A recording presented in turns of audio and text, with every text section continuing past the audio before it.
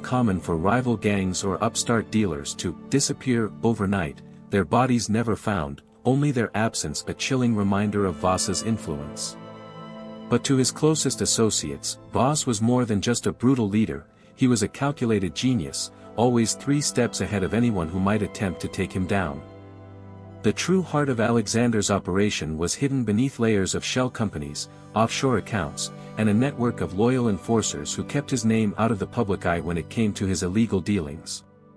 His drug empire stretched far beyond Ravenhelm, with connections to South American cartels and Eastern European arms dealers. Shipments of heroin, cocaine, and synthetic drugs were funneled through his shipping companies, disguised as legitimate cargo and distributed to dealers in every corner of the city. Weapons, too, were his domain. Voss wasn't just moving handguns or low-caliber firearms, he dealt in military-grade equipment.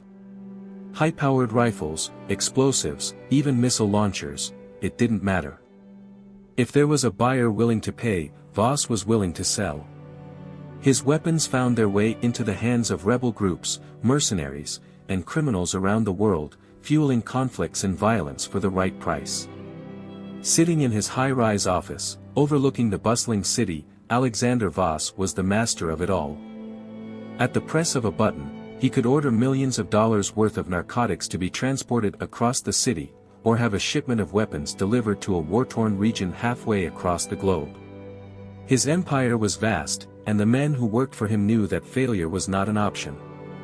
The consequences were too severe, too final. But when the doors of Voss International closed behind him, and the sun dipped beneath the skyline of Ravenhelm, Alexander Voss was no longer the ruthless kingpin who ruled the criminal underworld. He was a husband. A father. A man who, despite the monstrous persona he projected to the outside world, had a deep love for his family that no amount of blood on his hands could tarnish. As he pulled up to his sprawling mansion on the outskirts of the city, the weight of the day's dealings seemed to fall from his shoulders. The gate creaked open, and the gravel crunched under the tires of his sleek black car as he drove up the winding driveway. The mansion was an elegant affair, all polished marble and manicured lawns, surrounded by high walls and tight security. But inside, it was a place of warmth and love, at least, that's how Alexander saw it. "Daddy's home," came a small, excited voice as he stepped through the front door.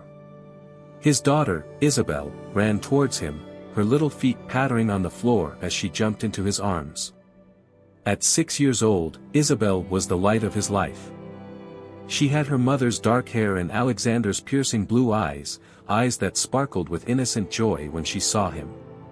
He picked her up, twirling her around as she giggled, her laughter filling the foyer. For a moment, the ruthlessness that marked his dealings seemed like a distant memory. Here, in his home, he was simply her father. "How's my little princess?" he asked, kissing her forehead and setting her back down. "I drew you a picture," Isabel exclaimed, holding up a crayon drawing of a castle, complete with a king and queen. "See, that's you, Daddy. And that's Mommy." Alexander knelt down to inspect the drawing, a smile tugging at the corners of his lips. "It's beautiful, sweetheart. You're a real artist." A soft, melodic voice interrupted their exchange. "Dinner's almost ready. Why don't you wash up and join us?" Elena Voss, Alexander's wife, stood in the doorway to the kitchen, her arms crossed in mock impatience but her eyes warm. Elena was everything Alexander wasn't: kind, compassionate, the moral compass that kept him grounded. She had met him when he was still a rising star in the business world, unaware of the darker side of his life, and by the time she learned of his true nature, it was too late. She had fallen in love with the man behind the mask, the man who, despite his flaws, was deeply devoted to his family. Elena knew what Alexander did. She knew about the drugs, the weapons, the violence that came with his empire. But she had made her peace with it, choosing to focus on the man he was at home, the man who read bedtime stories to their daughter, who never missed a school recital, who treated her with a tenderness and love that seemed at odds with the stories she sometimes heard whispered on the news. "Of course, my love," Alexander replied, straightening up and giving her a smile that only she ever saw. It was a smile that held none of the cold calculation he reserved for his business associates, but one that was soft, full of affection. Dinner at the Voss household was always a peaceful affair. The long dining table, made of dark wood and polished to a gleam, was usually set with the finest china, though the meal itself was often simple. Elena insisted on home-cooked meals despite their wealth. As they sat together, the sound of Isabel's chatter filled the air, her parents listening attentively as she talked about her day at school, her friends, and the stories she had heard. To anyone looking in from the outside, this was a perfect family. A successful businessman, a beautiful wife, and a loving daughter. The life of Alexander Voss was one that many would envy. But even in these moments of domestic bliss, Alexander's mind could never fully escape the realities of his other life. His phone, resting silently on the table beside him, could buzz at any moment, and he would be pulled back into the world of crime and violence that he had built for himself. Every glance at the clock, every quiet moment, was a reminder that the life he led with his family was fragile, built on the back of a ruthless empire that could crumble if he wasn't careful. Later that night, after tucking Isabel into bed and reading her favorite bedtime story, Alexander found himself standing alone in his study. The room was lined with shelves of books, some real, others hollowed out to conceal documents, cash, and even weapons. A mahogany desk sat at the center of the room, its surface cluttered with papers related to both his legitimate business and his less-than-legal ventures. As he poured himself a glass of scotch, his phone buzzed. The moment of peace was over. The message was simple, direct: shipments delayed. Southside crews causing problems. Alexander stared at the screen for a moment, then calmly finished his drink. He knew what this meant. The Southside crew had been troublesome for a while now, thinking they could encroach on his territory, interfere with his shipments. It was a problem that needed to be dealt with. He dialed a number, his voice cold and authoritative. "Take care of it. No loose ends." As he ended the call, his face hardened, the loving husband and father receding as the ruthless kingpin took over once more. Tomorrow, he would smile for the cameras, shake hands with the mayor at a charity event, and kiss his wife goodnight. But tonight, someone would die. That was the price of maintaining control. Alexander Voss lived in two worlds, one of light and one of shadow. And though he did his best to keep them separate, he knew that eventually, one would consume the other. But for now, he was still the master of both. The morning sun filtered through the sheer curtains of the Voss family's mansion, casting a soft glow across the elegantly furnished living room. The house, with its marble floors, crystal chandeliers, and meticulously curated art, was a reflection of the wealth and success that Alexander Voss had accumulated over the years. To any outsider, this was a picture of perfect domesticity, an image of a happy, prosperous family. But behind the closed doors of this opulent home, the reality was far more complicated, especially for Emma Voss, Alexander's wife. In the early morning hours, Emma stood by the large kitchen window, staring out at the sprawling gardens that surrounded the mansion. She clutched her coffee mug tightly, the warmth seeping into her hands, though it did nothing to ease the coldness that had settled in her heart. Her long, dark hair was pulled into a loose bun, and her usually bright eyes were clouded with worry. She had always been beautiful, effortlessly so, with a grace and poise that made her a perfect partner for someone of Alexander's stature. But there was something different about her now, something worn and tired. Her beauty had become a mask, concealing the constant fear and disgust she carried with her every day. Emma knew the truth. She had known for years. When she first met Alexander, he had been the epitome of charm and ambition, a man who seemed destined for greatness. She had fallen in love with his confidence, his intelligence, and the way he made her feel like the center of his world. But as their relationship deepened, and as his business empire grew, the cracks in his facade began to show. She had noticed the late-night phone calls, the whispered conversations with men who didn't belong in boardrooms, and the way he would leave the house for hours, returning with an edge to him that hadn't been there before. At first, she had convinced herself that it was nothing, just the stresses of running a successful company. But then, the truth became impossible to ignore. She discovered his dealings in drugs and weapons, the violent underworld he ruled with an iron fist. The man she had married wasn't just a businessman. He was a criminal. A kingpin. She had confronted him once, years ago, trembling with a mixture of fear and anger as she demanded answers. They had been in the very room she now stood in, and she remembered the way Alexander had looked at her, his expression cold and calculating, yet tinged with something else, regret, perhaps, or maybe even sorrow. "Alexander, I know," she had said, her voice shaking as she stood across from him, clutching a folder filled with documents she had found, evidence of his double life. "I know about the drugs. The weapons. The people you're dealing with. What have you done?" He had been seated at the kitchen table, casually sipping his drink, as though her accusations were nothing more than an inconvenience. But there had been no denial, no attempt to lie his way out of it. Alexander Voss never lied, at least, not to her. "Emma," he said, his voice calm, almost soothing, "I've done what I had to do. Everything I've built, everything I've done, it's for us. For you. For our family." "For our family," she had repeated, incredulous, her voice rising with emotion. "You've built an empire on blood and fear, and you have the audacity to tell me it's for us?" Alexander had stood then, moving towards her with slow, deliberate steps. He was a tall man, imposing in his presence, and though he had never raised a hand to her, the power he exuded was enough to make her take a step back. But his eyes, those piercing blue eyes she had once loved, were filled with something almost like tenderness. "I protect you, Emma," he said softly. "You and the kids. This world, it's not pretty. It's not clean. But I keep it away from you. I make sure you're safe. Don't you see that?" Tears had filled her eyes then, not from fear, but from the weight of the truth crashing down around her. "I don't want your protection, Alexander," she whispered. "I want my husband back. The man I married.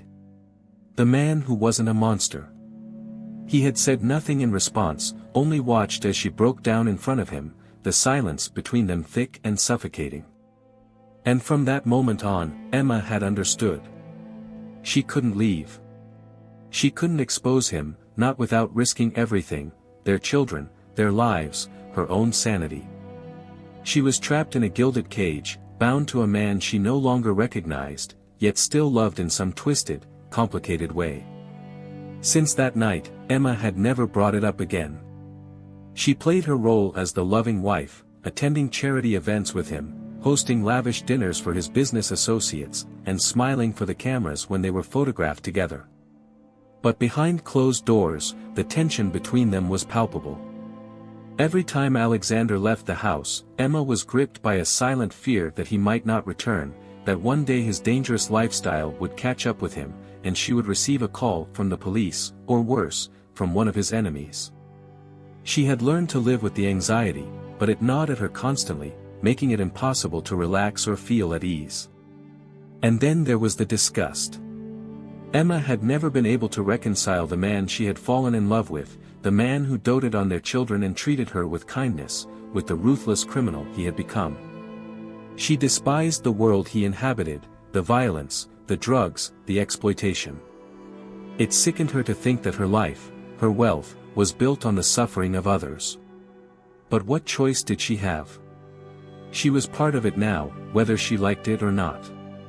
The sound of footsteps pulled her from her thoughts, and she turned to see her son, Leo, entering the kitchen. At 17 years old, Leo was tall, with broad shoulders and a strong jawline that resembled his father's. His dark hair was tousled, and his bright blue eyes, those same piercing eyes he had inherited from Alexander, were full of youthful energy and ambition. "Morning, Mom," Leo said with a smile, grabbing a piece of toast from the counter. "Dad around?" "I wanted to ask him about something for my college essay." Emma forced a smile, though her heart ached as she looked at her son.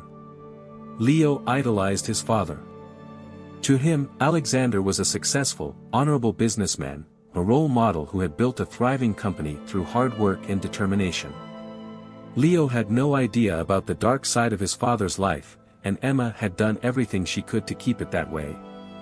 "He left early for a meeting," she said, her voice steady, though inside, she was filled with dread at the thought of what meeting really meant in Alexander's world. "But he'll be back later. What do you need help with?" Leo shrugged, taking a bite of his toast. "Just trying to figure out how to talk about Dad's influence on me. You know, for the essay about role models. I mean, he's done so much, building Voss International, all the charity work, the stuff with the schools. It's pretty inspiring." Emma's smile faltered, and she turned away, pretending to focus on her coffee. How could she respond to that? How could she tell her son that the man he looked up to, the man he wanted to emulate, was responsible for countless deaths, for the spread of drugs and weapons that destroyed lives? She couldn't. She wouldn't. "That sounds like a great idea," she said quietly, her voice betraying none of the turmoil she felt inside.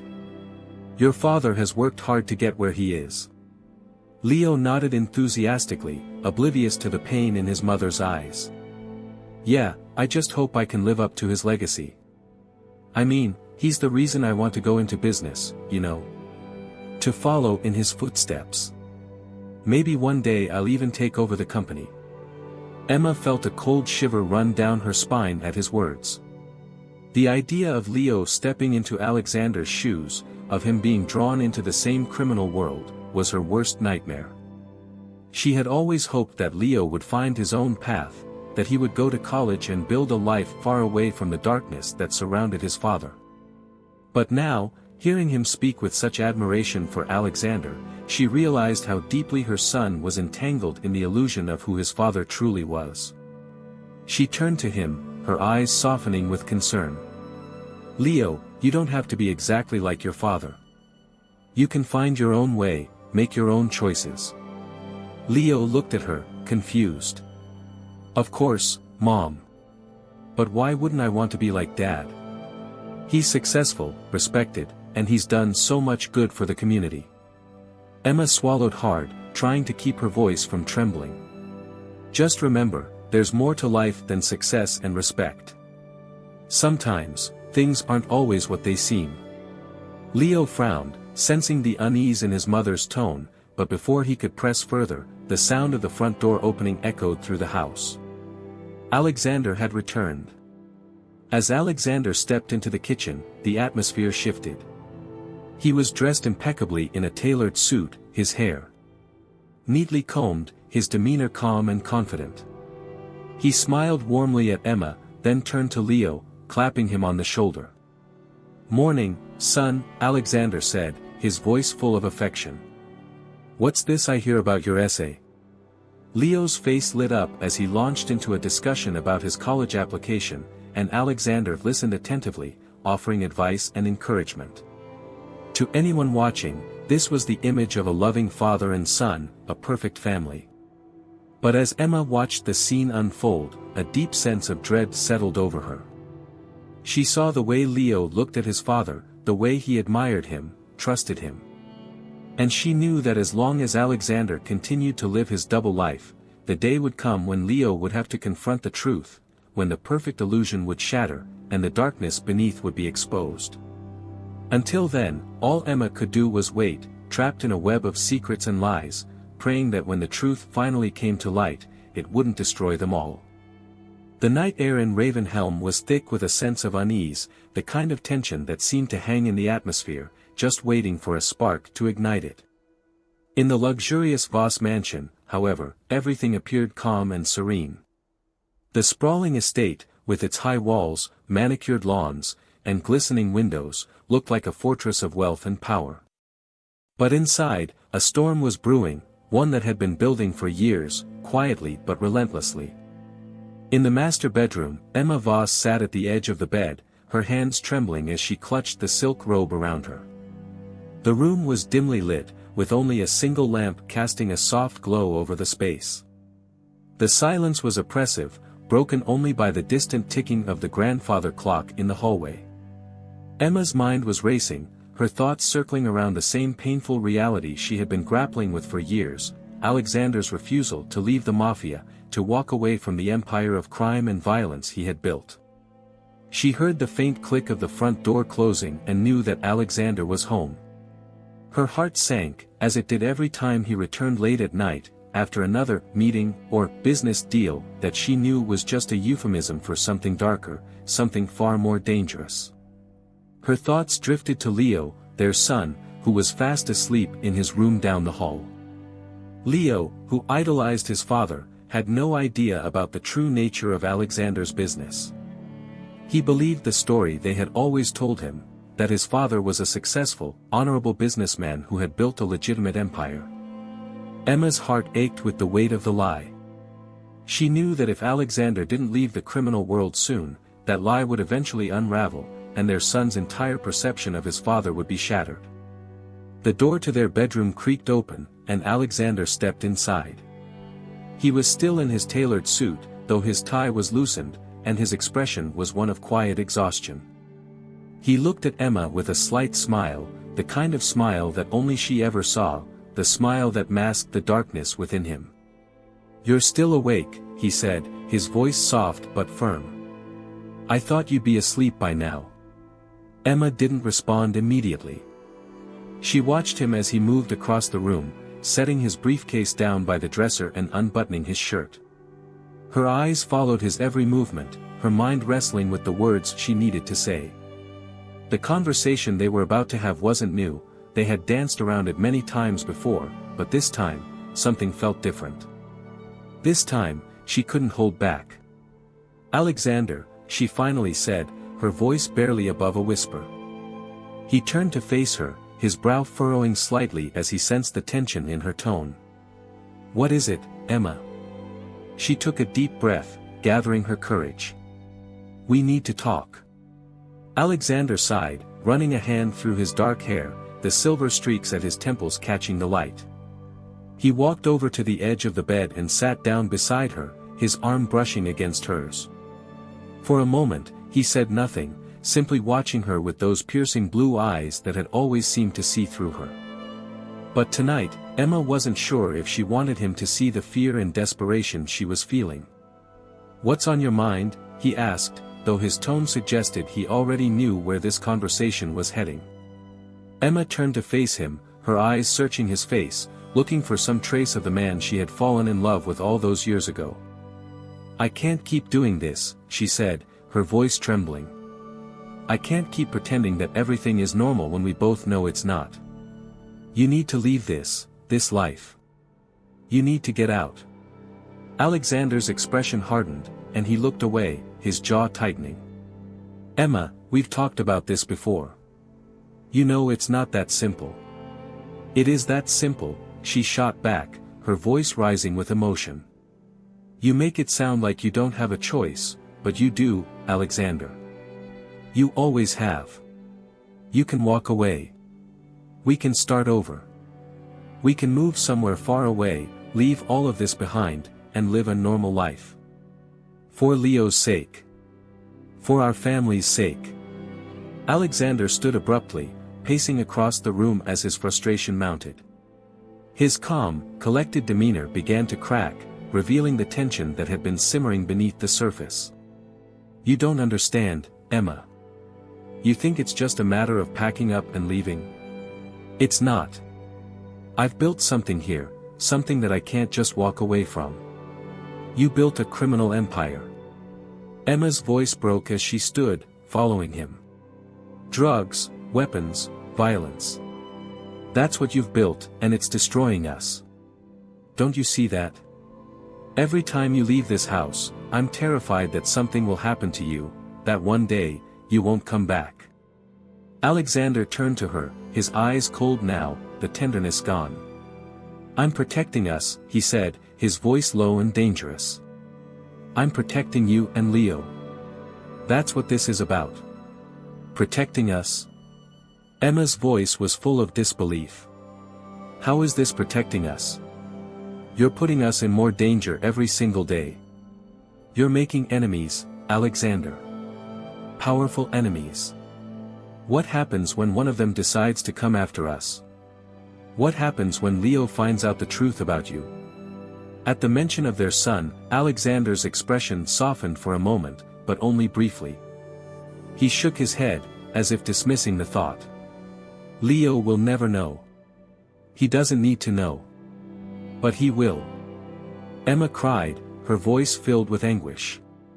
He's not a little boy anymore. He's smart, and he's curious, and he looks up to you. What do you think will happen when he finds out that his father is a criminal? That everything he's believed about you is a lie? Alexander's face darkened, his eyes narrowing. I'm not the villain you think I am, Emma. I do what I do because I have to. The world is dangerous, and I'm the one standing between it and us. Emma shook her head, tears welling up in her eyes.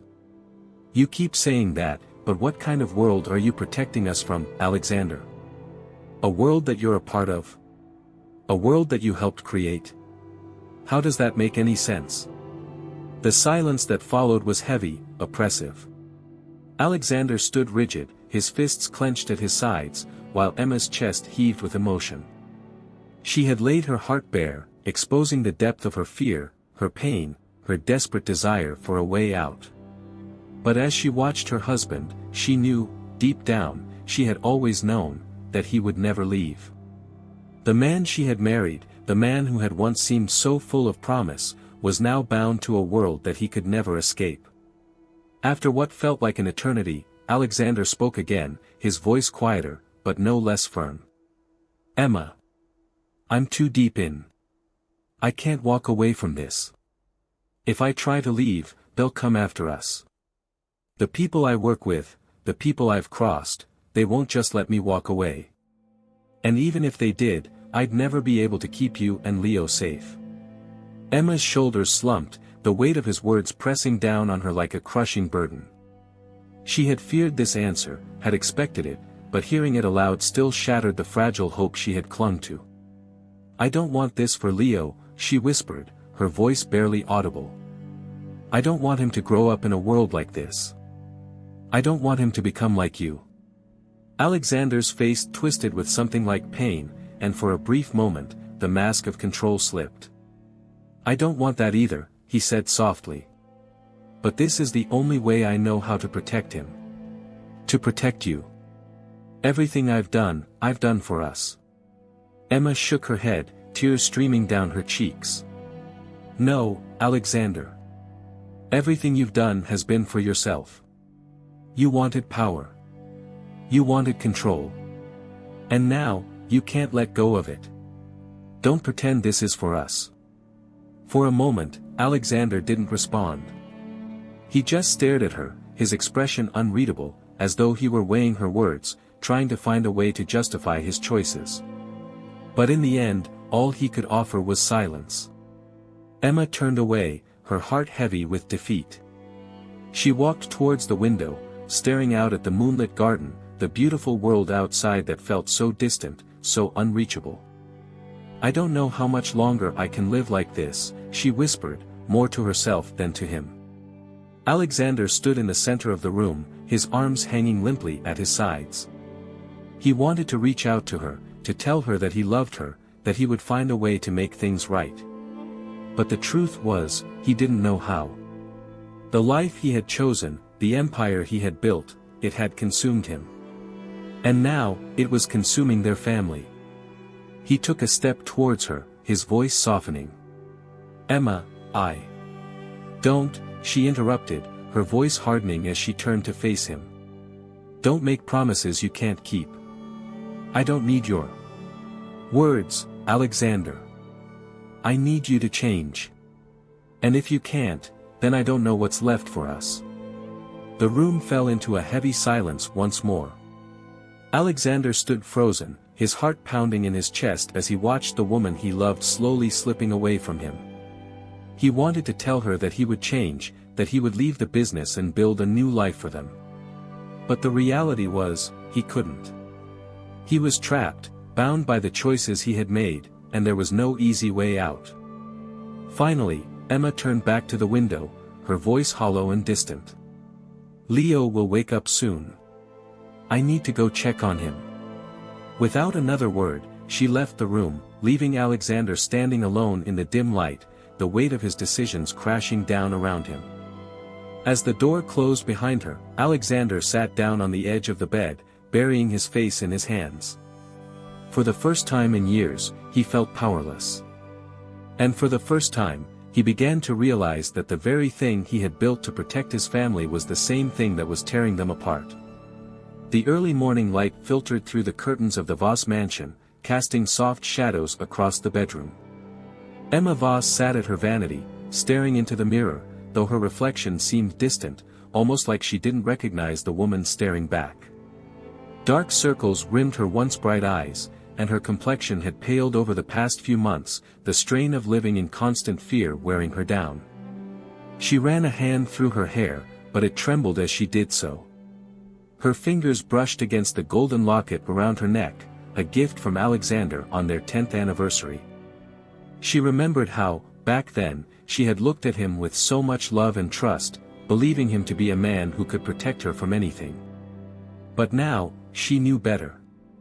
Alexander wasn't protecting her. He was the one she needed protection from. Leo's laughter echoed from downstairs, and Emma's heart clenched. The sound was so pure, so innocent, but it only served as a cruel reminder of how precarious their lives had become. Every day, she lived with the dread that Alexander's enemies would find them, that some deal gone wrong or a rival's bullet would destroy the only world Leo had ever known. And Alexander, her once devoted husband, was too deep in his criminal empire to see the danger he had brought into their lives. Her gaze drifted back to the mirror, and she clenched her fists, her knuckles turning white. This wasn't how she had imagined their life together. She hadn't signed up for lies, violence, and fear. And now, with Leo growing older and more aware of the world around him, the thought of him discovering the truth about his father sent waves of nausea through her. She had begged Alexander to leave the mafia, to walk away from the empire he had built with blood and terror. But every plea had been met with the same cold refusal. "The world is dangerous, Emma," he would say, his voice firm but distant. "I'm the one standing between it and us." But Emma knew better. Alexander wasn't protecting them, he was the one putting them in danger. And she was done waiting. Emma's fingers tightened around the locket, her mind racing as the plan she had been toying with for weeks solidified. Her breathing quickened, the enormity of what she was about to do pressing down on her, but at the same time, there was a strange sense of calm. She had thought this through, over and over.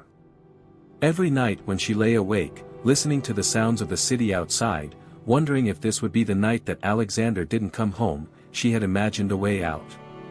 Her marriage to Alexander had become a cage.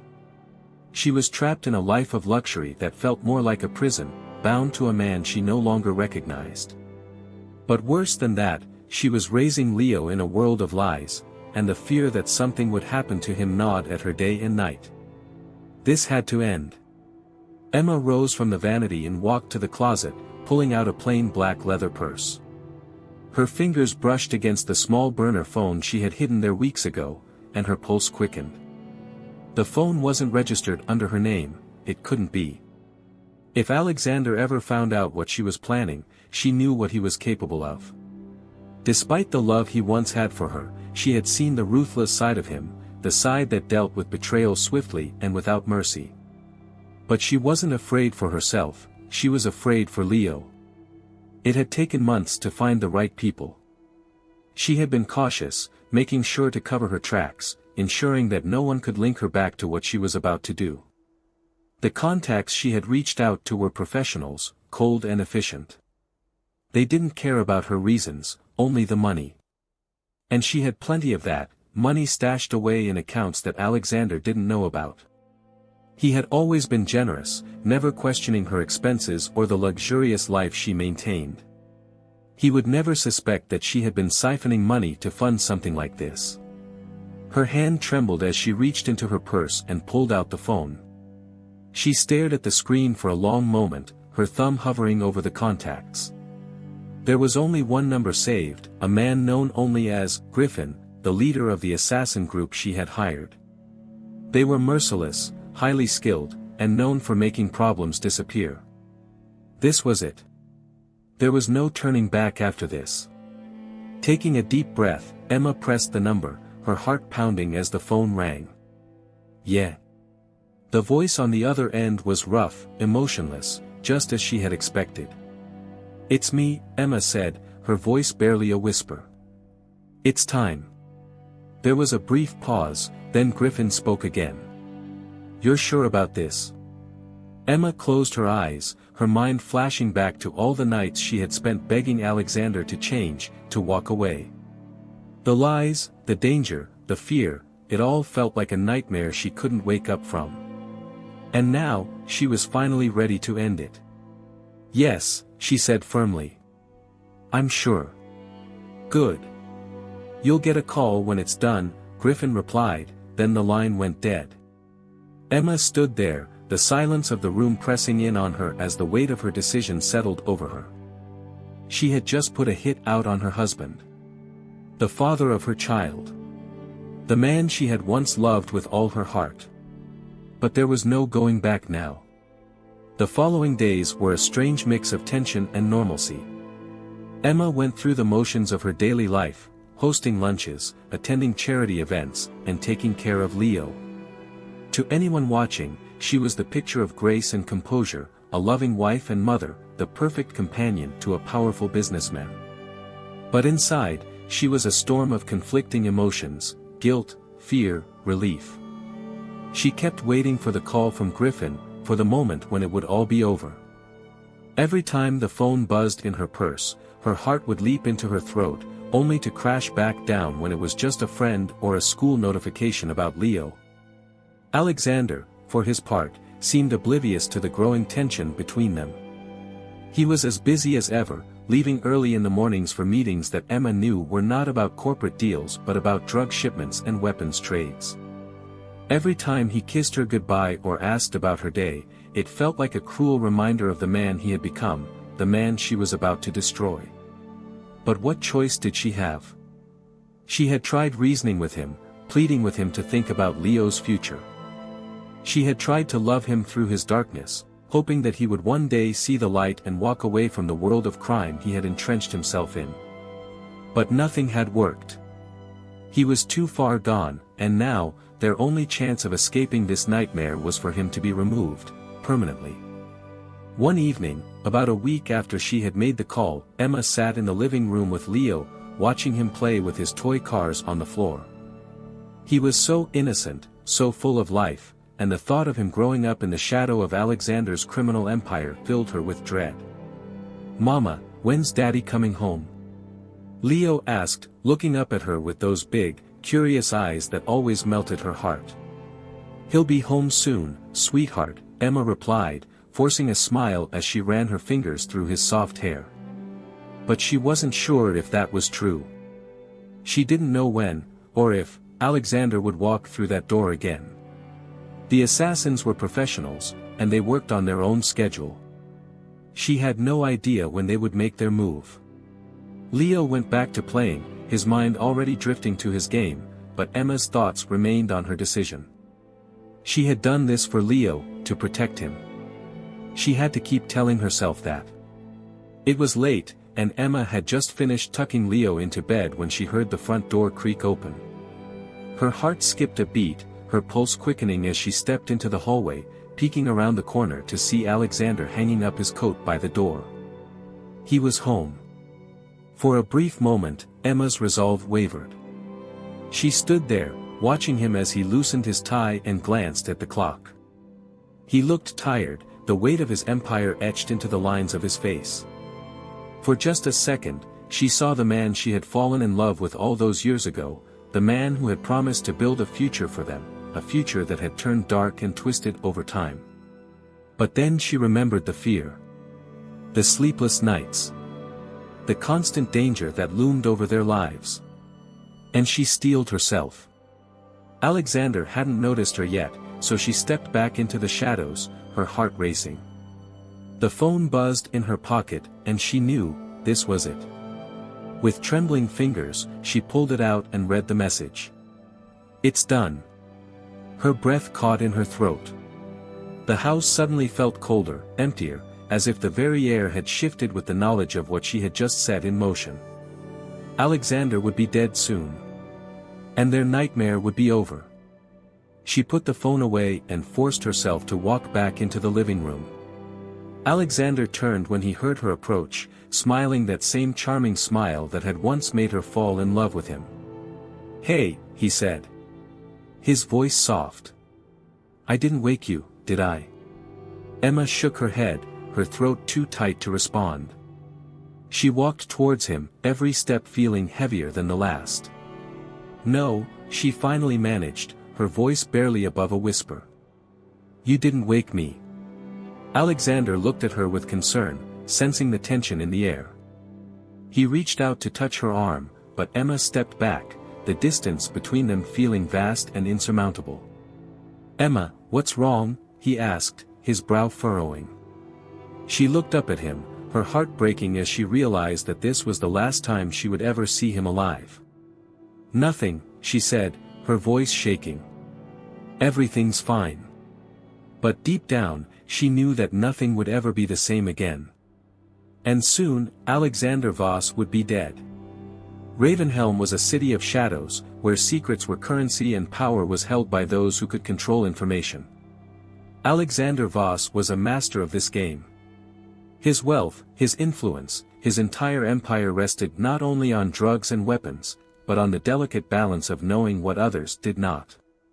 Every word spoken in a dark alley, every transaction made in a quiet corner, every breath his enemies took, Alexander had eyes and ears everywhere. He had built his empire on the back of loyalty and fear. In his world, trust was a luxury he couldn't afford, and betrayal was something he anticipated long before it arrived on his doorstep.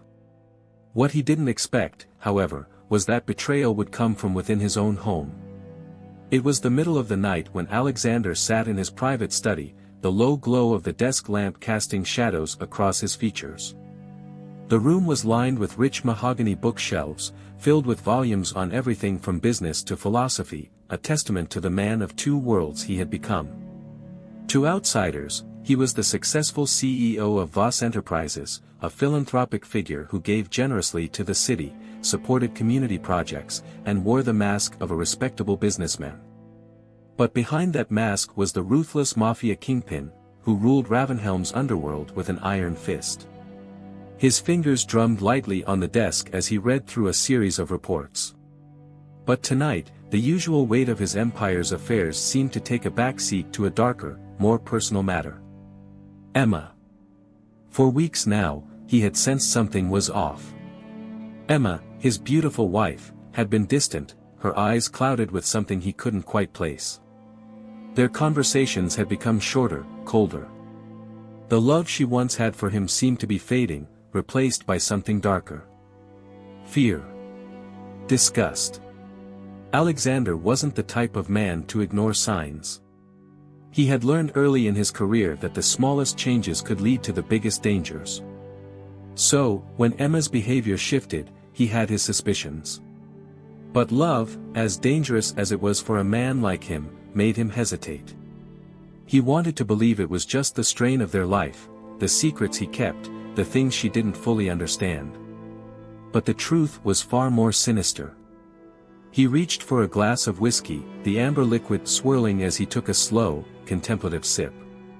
His mind raced back to a few days ago when his most trusted spy, a man named Victor, had come to him with information that shattered the illusion of safety he had built around his marriage. Victor, a wiry man with cold, calculating eyes, had been in Alexander's service for over a decade.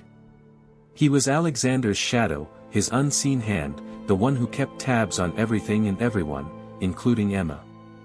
It wasn't that Alexander didn't trust his wife, or at least, he hadn't wanted to believe she was capable of treachery, but in his world, trust had to be verified. When Victor entered his study that night, there was a seriousness in his expression that immediately caught Alexander's attention. "Sir," Victor began, his voice low and deliberate. "There's something you need to see." Alexander had gestured for him to continue, though his gut already twisted with the knowledge that whatever Victor had uncovered wasn't good. Victor handed him a series of photos, grainy images taken from a distance. The first showed Emma sitting in a small cafe, her eyes darting nervously as she spoke to a man Alexander didn't recognize. Another showed her slipping a burner phone into her purse, her face etched with worry. Then there were the transcripts, phone calls, text messages, all damning evidence of Emma's betrayal. "She's been meeting with a group," Victor said quietly. "Professional killers. She's hired them to kill me," Alexander finished, his voice devoid of emotion. It wasn't a question. He could see the truth in the photos, the texts, the whispered conversations. His own wife, the woman he had loved, the mother of his child, had plotted to have him assassinated. Alexander leaned back in his chair, his mind swirling with 1,000 thoughts, but outwardly, he remained composed. His expression was one of cold calculation, as though he were merely dealing with another rival, another enemy in his way. But this wasn't some outside threat. This was Emma. His Emma. He glanced down at the photos again, a flicker of something almost like regret crossing his features before it vanished. "Has she made contact with them recently?" Alexander asked, his voice steady. Victor nodded. "They're preparing to move. She's made the final call. It could happen any day now."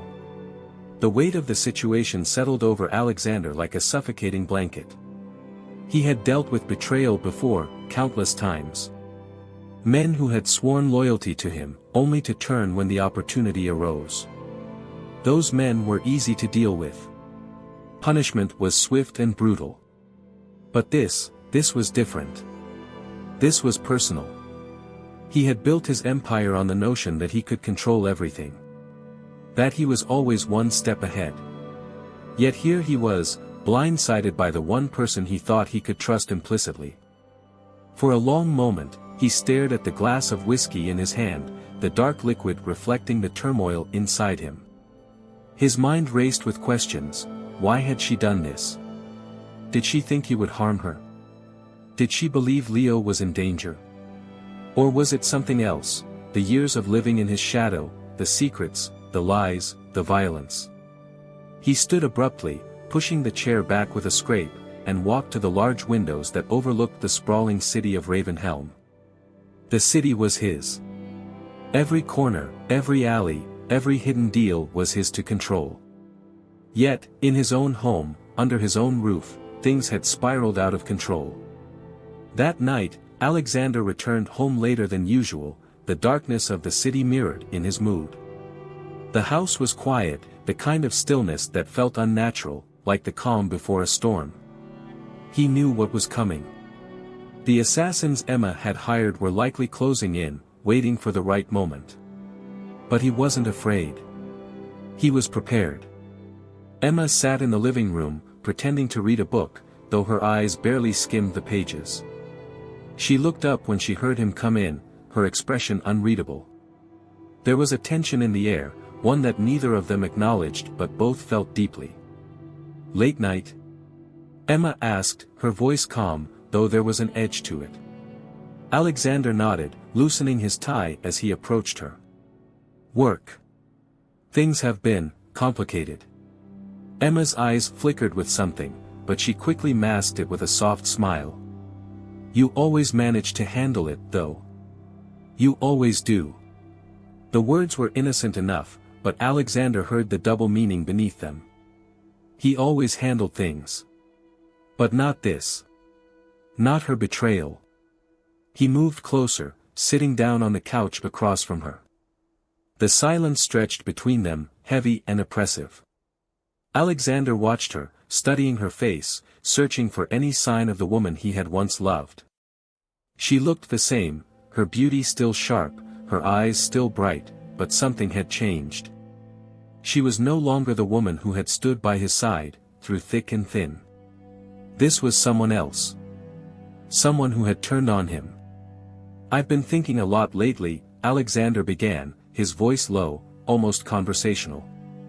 "About us. About our future. Emma tensed slightly, though she quickly hid it, forcing a smile. Oh. He nodded, his eyes never leaving hers. Yes. About Leo. About the kind of life we've built for him. I know things haven't been easy, Emma. I know I've put you through a lot. She shifted uncomfortably, her fingers gripping the edges of the book a little too tightly. You've always done what you thought was best for us. For our family. There it was again, that double meaning. The tension between them was palpable now, thick in the air like a coiled snake ready to strike. I have, Alexander agreed, his voice soft. But I wonder if you've been thinking about alternatives. Emma's face paled slightly, her eyes widening just a fraction. It was subtle, but Alexander saw it. She knew. She knew that he had figured it out. Alternatives, she repeated, her voice wavering just slightly. Alexander leaned forward, his gaze piercing through her. Yes. Alternatives. Maybe even a life without me. The words hung in the air, heavy and accusing. Emma's breath caught in her throat, and for a moment, she looked like a deer caught in headlights. She quickly recovered, shaking her head. What are you talking about, Alexander? She asked, her voice trembling. Why would you say something like that? But her eyes betrayed her. She wasn't shocked. She was scared. And Alexander saw it. I know, Emma, he said quietly, his voice devoid of emotion. I know everything. Emma froze, her eyes wide with panic. For a moment, she said nothing, her mind racing as she tried to process what he had just said. Then, slowly, she set the book down, her hands trembling slightly as she folded them in her lap. How long have you known? She whispered, her voice barely audible. Alexander's expression remained cold, unreadable. Long enough. The room fell into a tense silence, the weight of the truth crashing down on both of them. Emma's heart pounded. In her chest, her mind scrambling for an explanation, a way to salvage what little hope she had left. But she knew, deep down, that there was no way out of this. Alexander knew everything. You don't understand, Emma finally said, her voice breaking. I didn't have a choice. You always had a choice, Alexander interrupted, his voice cold and hard. You chose to betray me. Tears welled up in Emma's eyes as she shook her head. I did it for Leo. I did it to protect him. You've dragged us into this nightmare, Alexander. I'm afraid. Every day, I'm terrified that something will happen to him. To me. To all of us. Alexander's jaw tightened, his eyes narrowing. And you thought killing me would solve that? Emma's voice cracked as she spoke. Yes. I thought it was the only way. The only way to save us. Alexander stood up, his towering presence casting a shadow over her. He looked down at Emma, his face a mask of controlled fury. You were wrong, he said, his voice low and dangerous. You've made the biggest mistake of your life. Emma's heart raced as she realized the gravity of her actions. She had underestimated him. She had thought she could outmaneuver the man who controlled the entire city. But Alexander was always one step ahead. Always. What are you going to do? She whispered, her voice shaking with fear. Alexander stared at her for a long moment, his mind racing with possibilities.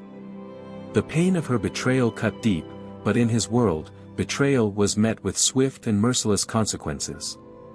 He couldn't afford to show weakness. Not now. But this was Emma. The mother of his child. His wife.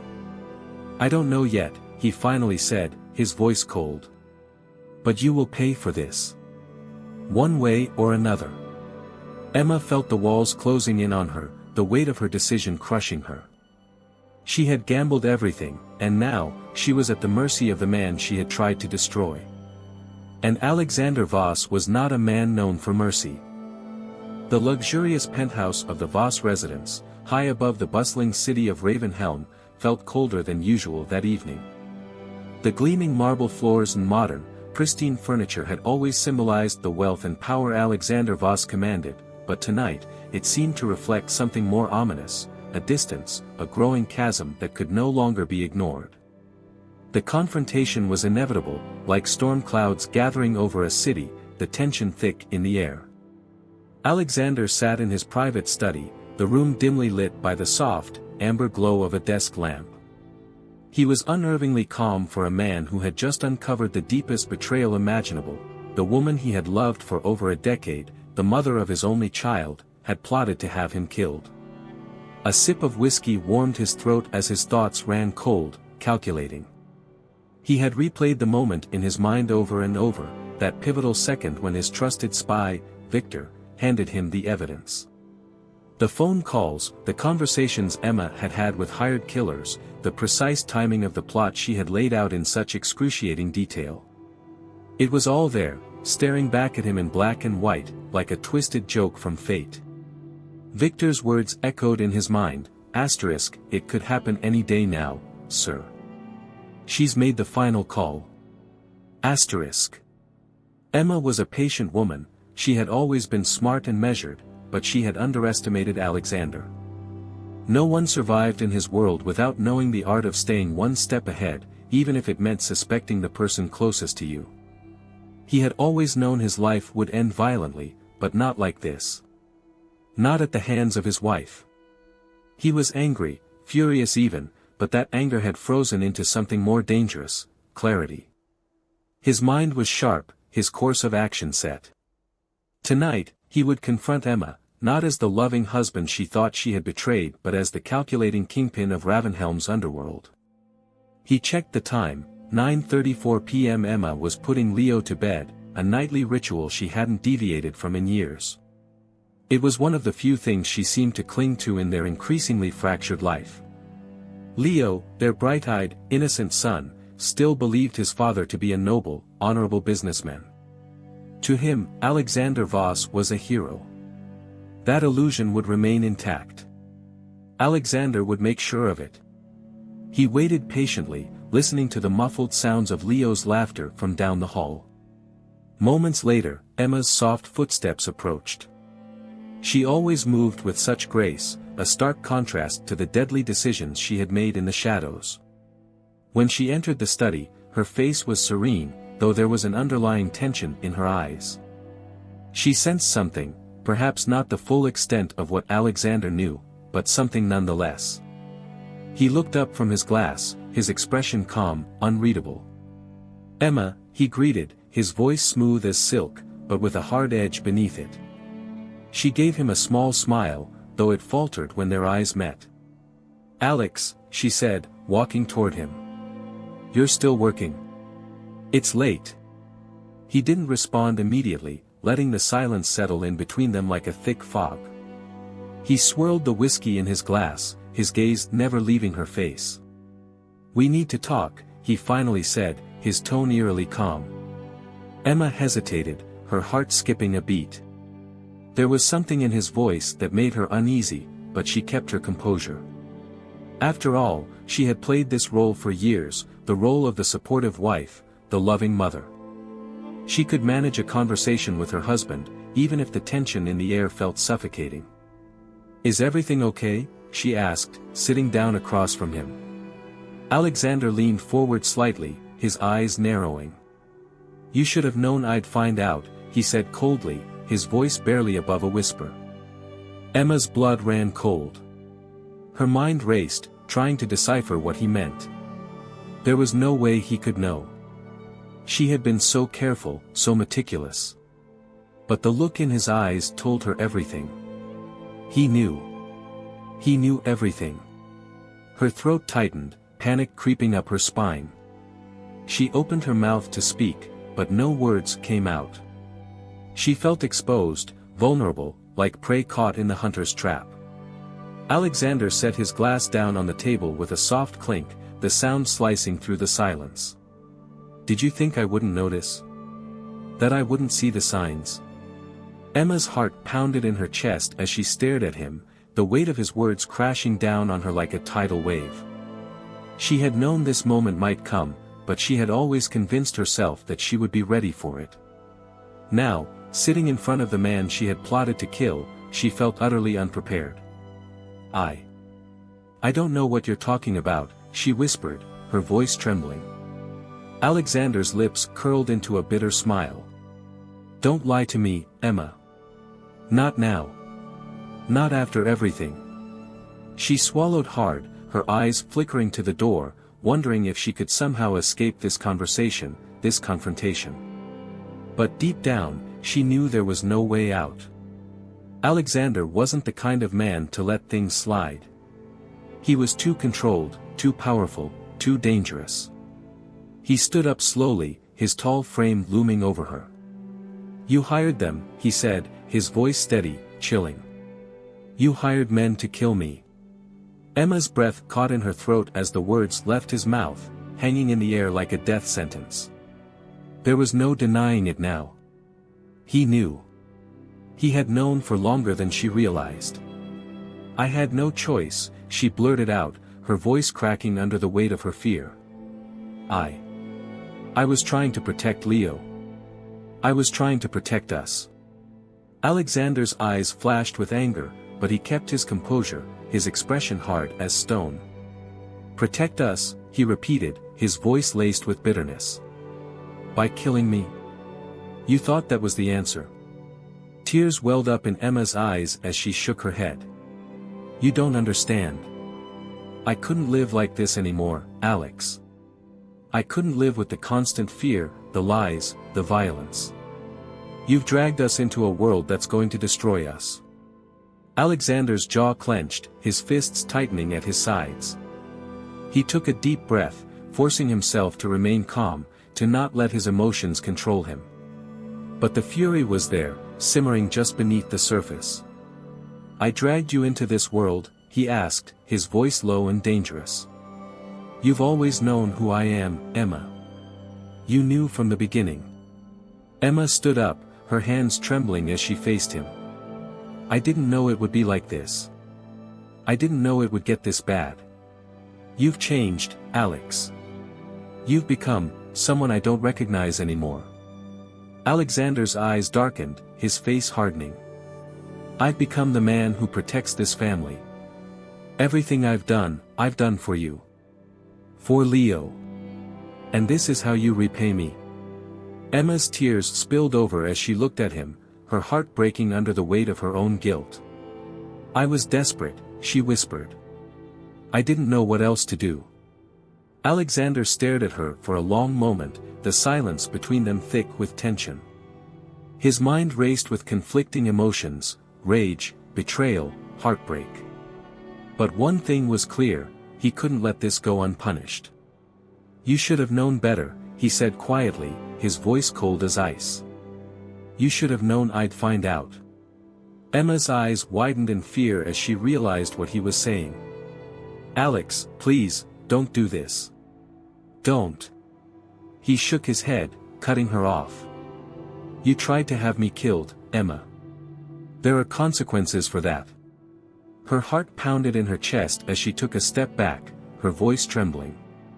I'm sorry. I'm so sorry. Please, Alex, don't hurt me. Alexander's expression remained cold, detached. He had already made his decision. He wouldn't kill her. That would be too easy, too quick. But he wouldn't let her walk away from this either. You won't die tonight, Emma, he said, his voice devoid of emotion. But you won't walk free, either. Her breath hitched as the realization hit her. What are you going to do? I'm having you arrested, he said bluntly, his eyes locking onto hers. Attempted murder. You'll be convicted. You'll go to prison. Emma's knees nearly buckled as the words hit her like a sledgehammer. No, no, please, Alex, don't do this. I'm begging you. Alexander's gaze didn't waver, his resolve unshakable. You should have thought of that before you tried to kill me. The next few hours passed in a blur. Alexander made the call to his contacts in law enforcement, the same men who had turned a blind eye to his criminal empire for years. They owed him favors, and tonight, he was cashing one in. Emma Voss would be arrested for attempted murder, and there would be no leniency. Emma sat in the living room, trembling as she waited for the inevitable. Leo was asleep upstairs, blissfully unaware of the nightmare unfolding just below him. Emma's mind raced, searching for a way out, but there was none. Alexander had trapped her, just as she had tried to trap him. When the police arrived, she was silent, numb as they placed her in handcuffs. The officers exchanged glances, clearly uncomfortable with the situation. They knew who she was, who her husband was. But they followed orders, as they always did. As they led her out of the penthouse, Emma cast one last, desperate look at Alexander. His face was a mask of stone, his eyes cold and unfeeling. There was no love left there. No mercy. And as the door closed behind her, she knew her life as she had known it was over. The next morning, Alexander sat at the breakfast table with Leo, who was oblivious to the storm that had just torn through their lives. Leo, with his innocent smile and boundless energy, looked up to his father with admiration, unaware of the dark reality lurking beneath the surface. "Where's Mom?" Leo asked, his eyes bright and curious. Alexander took a deep breath, steeling himself for the lie he was about to tell. "Mom's not going to be around for a while, Leo." Leo's face fell, his brows furrowing in confusion. "Why? What happened?" Alexander leaned forward, his voice gentle but firm. She did something very bad, son. She tried to hurt me. Out of greed. Out of anger." Leo's eyes widened in shock, his young mind struggling to comprehend what his father was saying. "Mom tried to hurt you? Why?" "Because she wanted more, Leo," Alexander said, his voice heavy with false sorrow. "She wasn't happy with what we had. She made some very bad choices." Leo blinked back tears, his small hands clutching his spoon tightly. But I love Mom." "I know, buddy," Alexander said, reaching out to ruffle his son's hair. "I love her too. But sometimes people make mistakes. Big mistakes." Leo sniffled, his heart breaking. "Will she come back?" Alexander's jaw tightened, but he forced a soft smile. "Maybe one day. But for now, it's just you and me, kiddo. We'll be okay." And as Leo nodded, wiping away his tears, Alexander knew that the lie he had just told would shape the boy's life forever. Emma was gone, locked away for 25 years. And Leo would grow up believing his mother had betrayed them out of greed and spite.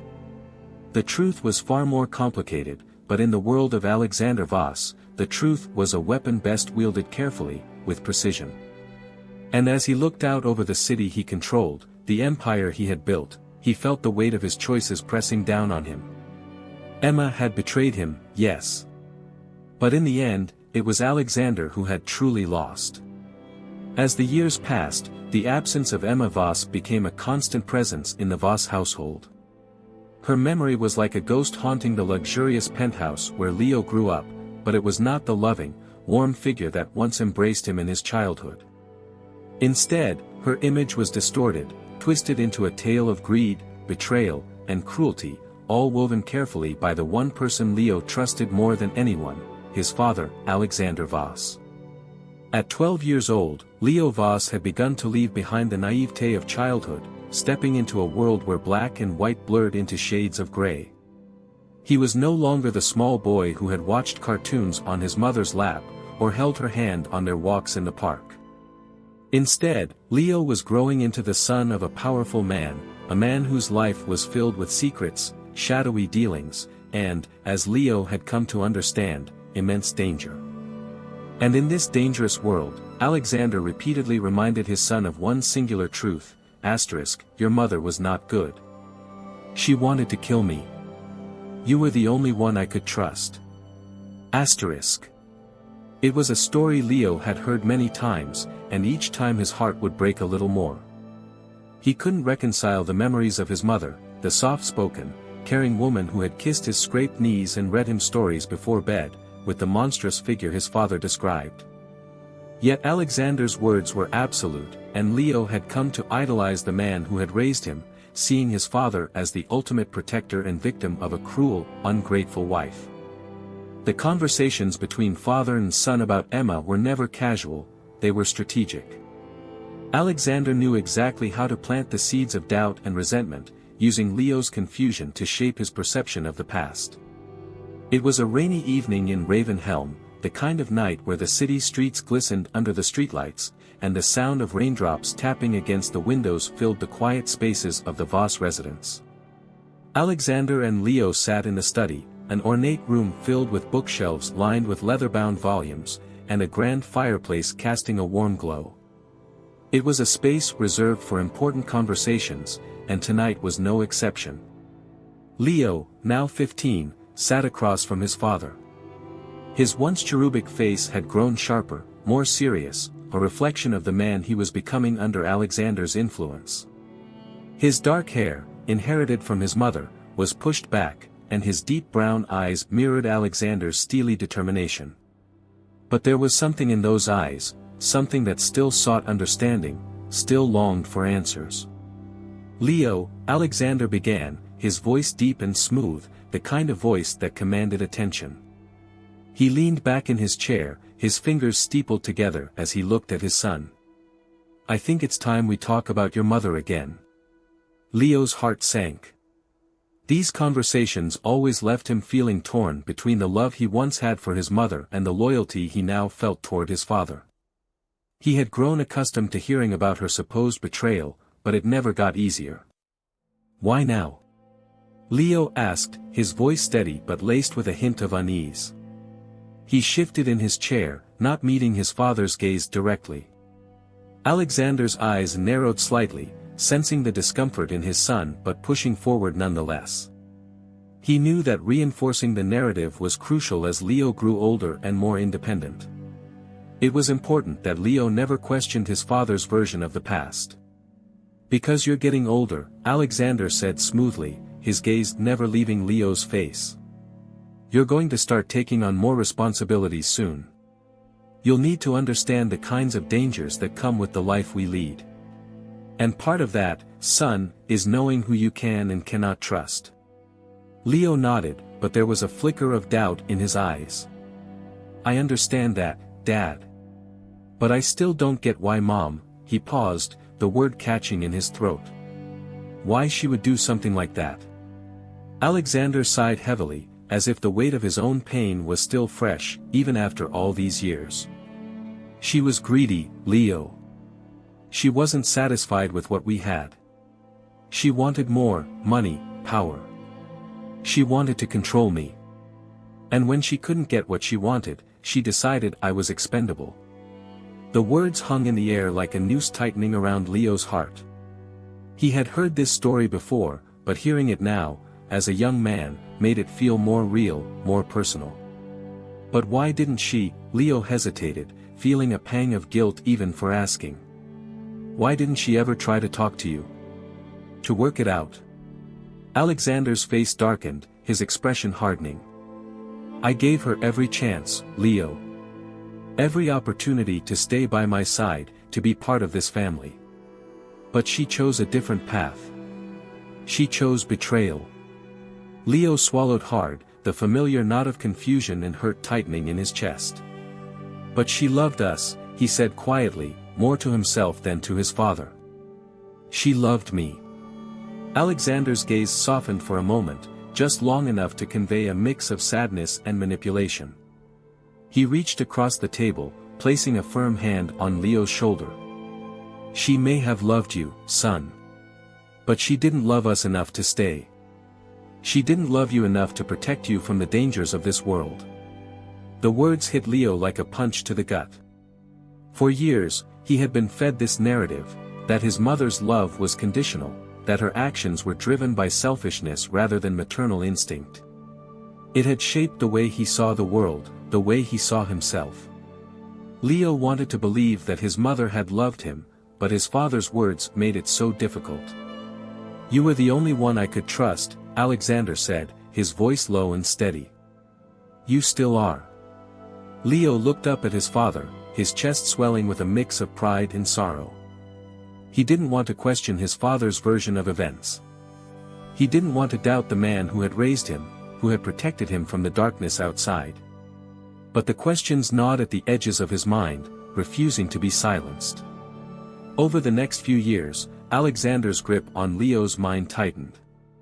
The young boy who once adored both his parents now idolized only one. Alexander made sure of it. Every conversation, every lesson, every story was designed to reinforce the image of his mother as a traitor, someone unworthy of Leo's love or memory.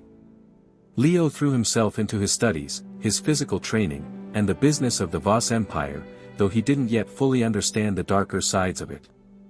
Alexander made sure Leo only saw the respectable face of the family business, the legitimate dealings, the philanthropy, the powerful connections. It wasn't time yet for Leo to learn about the drug trade, the arms deals, and the assassinations that lurked beneath the surface. But Alexander knew that day would come. And when it did, he needed Leo to be fully committed to him, to the family legacy. There could be no doubts, no lingering thoughts of a mother who had chosen to abandon them. One day, when Leo was 18, Alexander decided to give him more responsibility. They stood together in Alexander's office, looking out over the city that Alexander controlled with an iron fist. The skyscrapers of Ravenhelm glittered beneath them, a testament to the wealth and power the Voss family had accumulated over the years. "It's time for you to take on a more active role in the business," Alexander said, his voice calm but commanding. "You've learned everything you need to know. You're ready." Leo nodded, feeling a surge of pride. His father's approval was everything to him, and this was the moment he had been waiting for.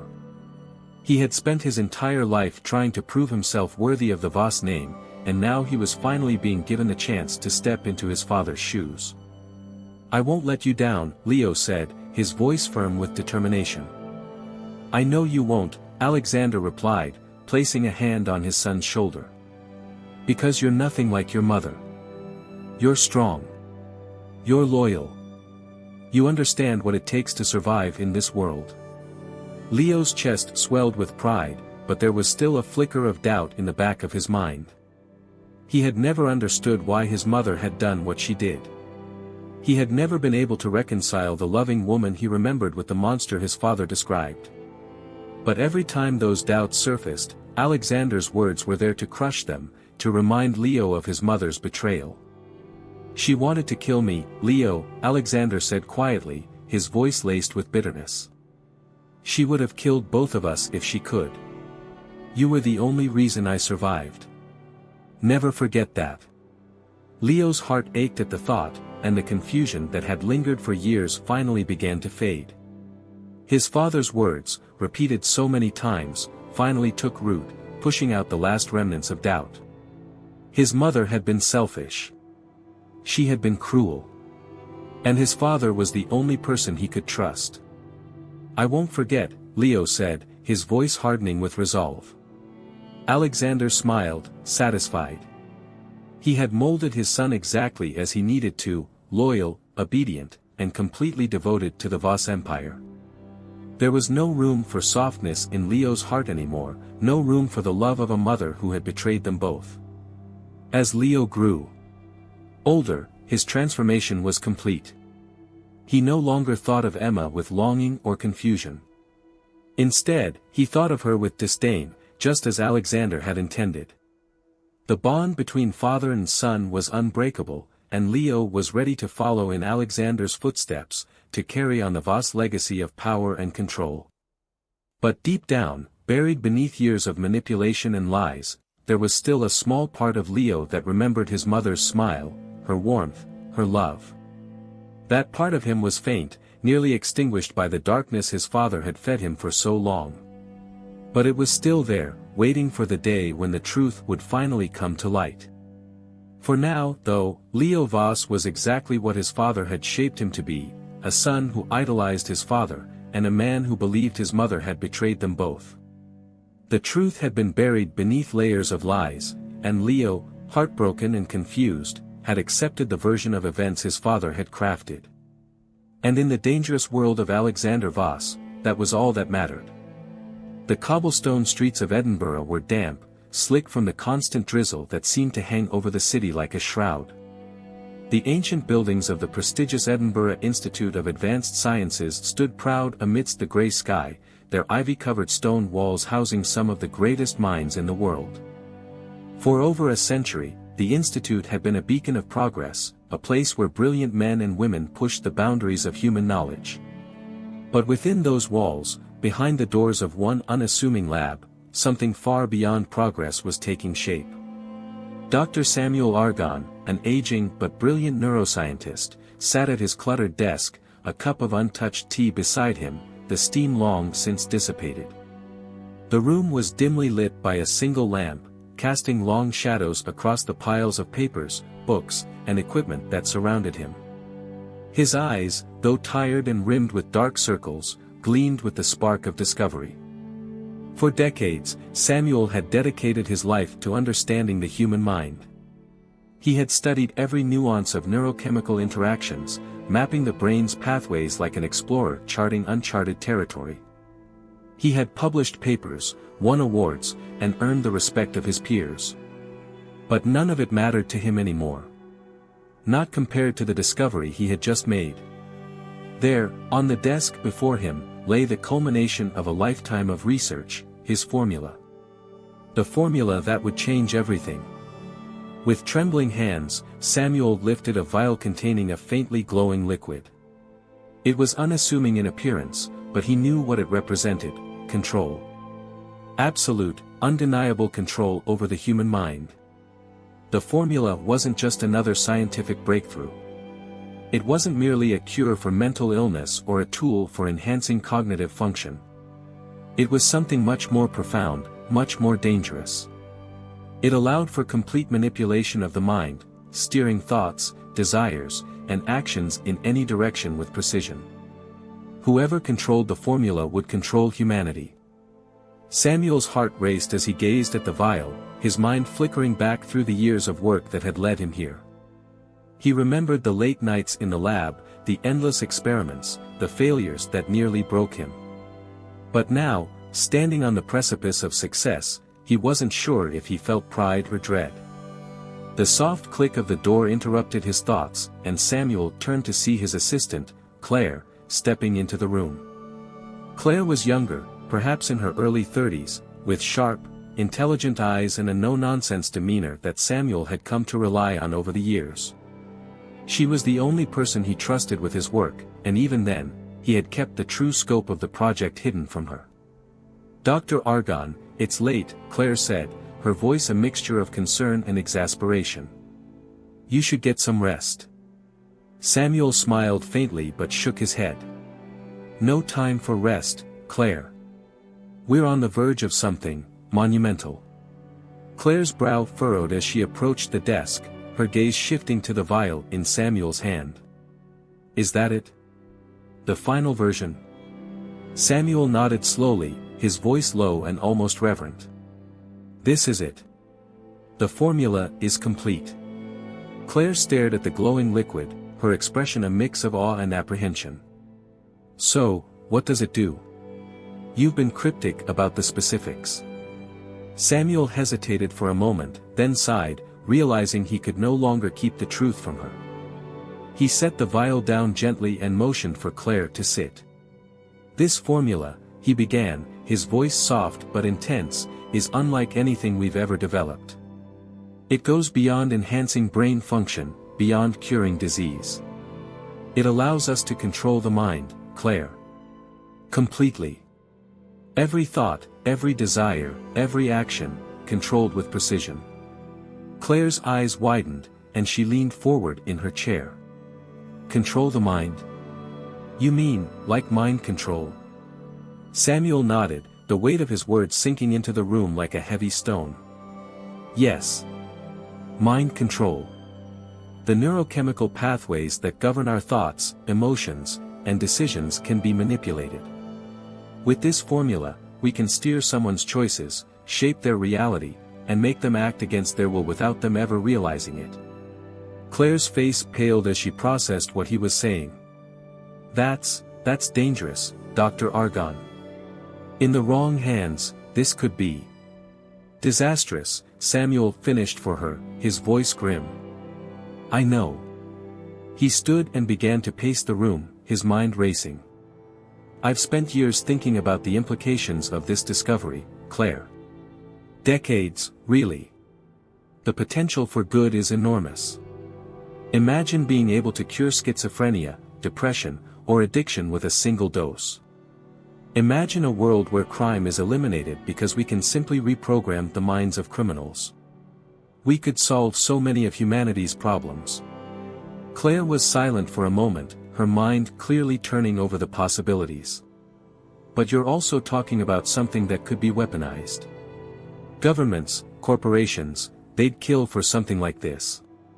Samuel stopped pacing and turned to face her, his expression dark. I know. That's why I've kept it a secret for so long. But I can't hide it forever. The work is done. The formula exists. The room fell silent, the weight of Samuel's words hanging in the air. Claire finally broke the silence, her voice cautious. What are you going to do with it? Are you going to publish?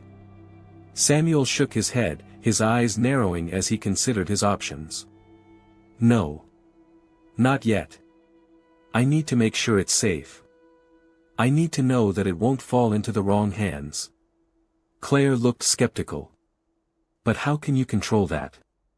Once word gets out, there will be no stopping the flood of interest. You know how these things work, Dr. Argonne. There will be people who want this for all the wrong reasons. Samuel sighed and sank back into his chair, the weight of his discovery pressing down on him. He knew Claire was right. The world was full of people who would stop at nothing to obtain power, real, tangible power like the kind his formula offered. He couldn't afford to be naive about the dangers. I've thought about that, Samuel said quietly. And I've come to a decision. Claire's eyes narrowed in suspicion.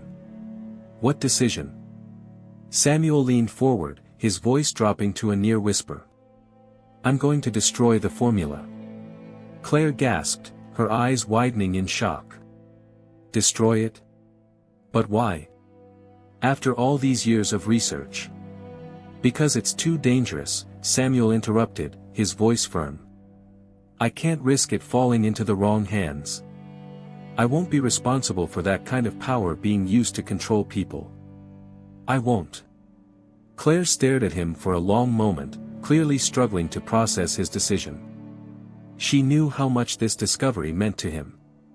She had seen the sleepless nights, the obsessive work, the countless sacrifices he had made to get to this point. And now, just when he had finally achieved his life's work, he was going to throw it all away.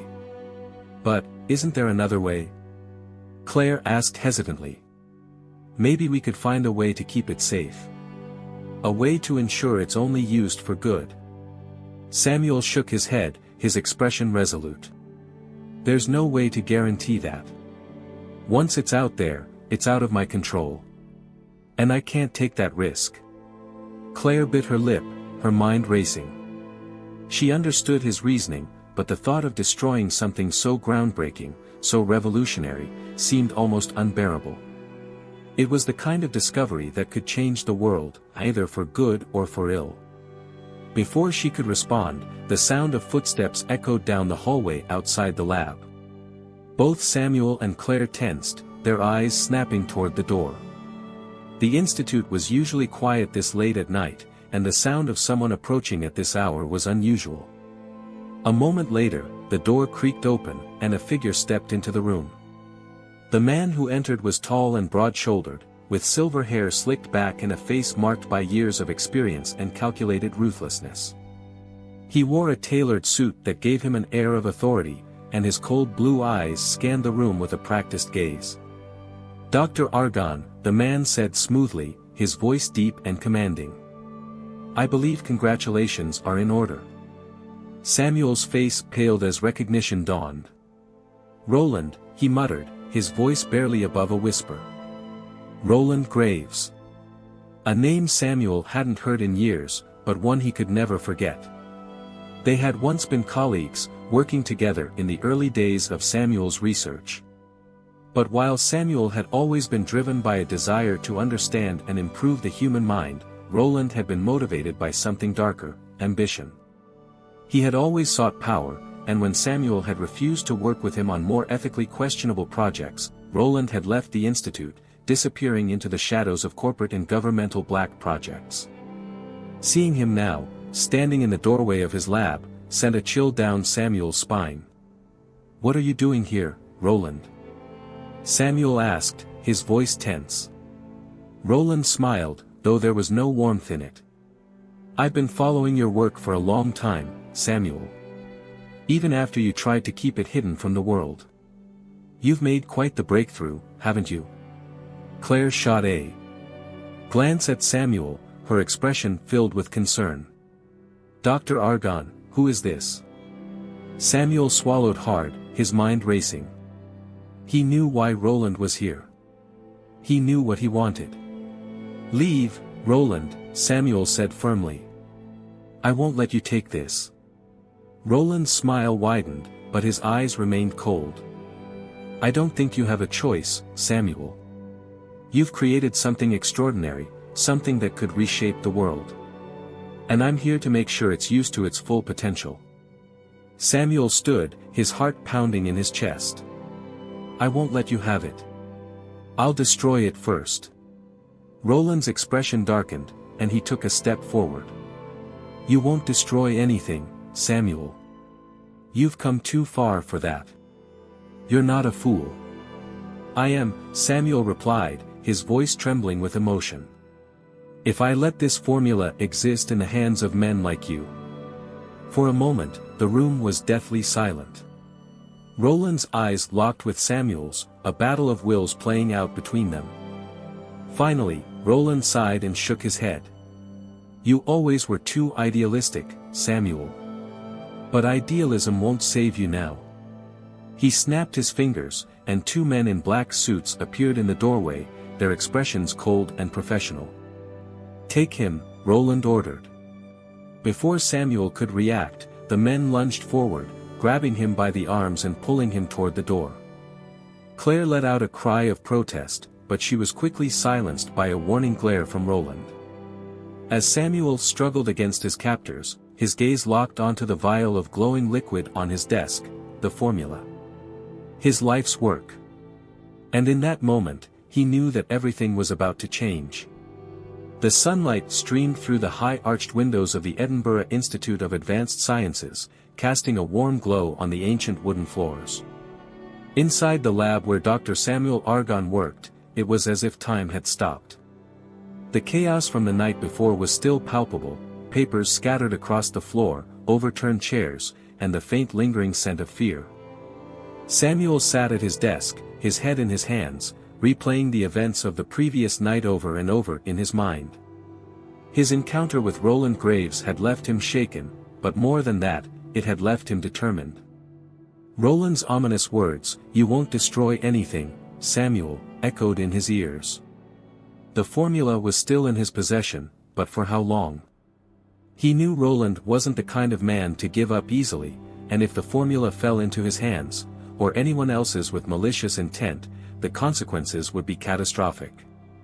But Samuel was no fool.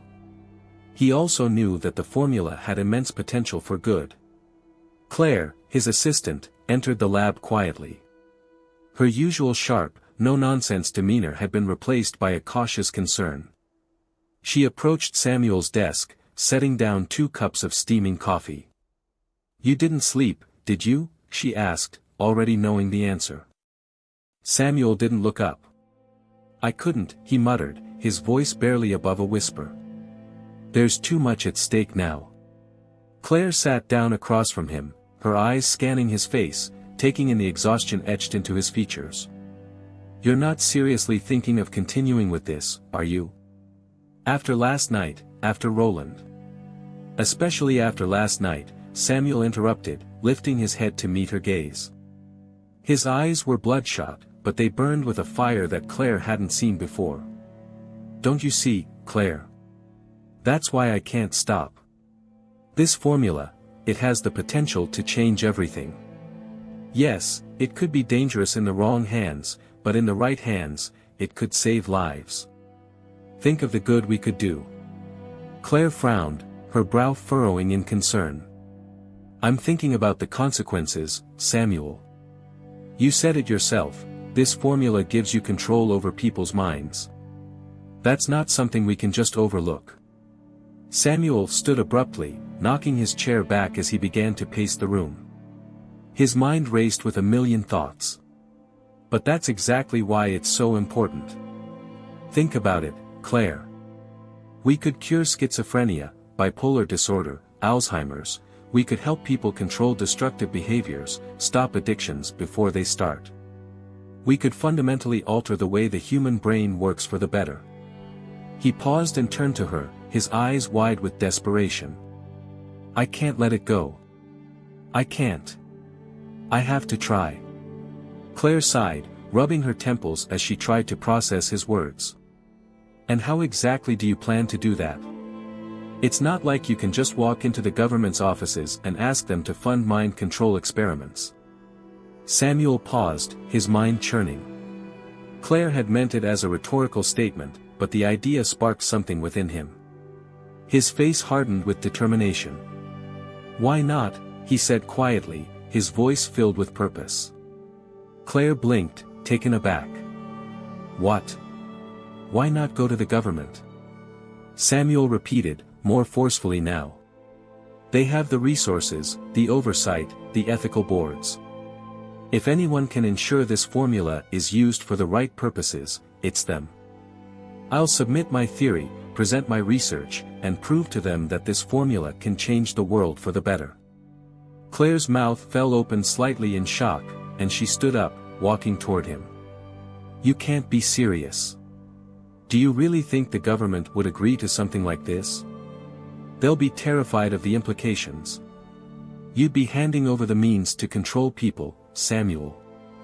Samuel's expression remained resolute. "No.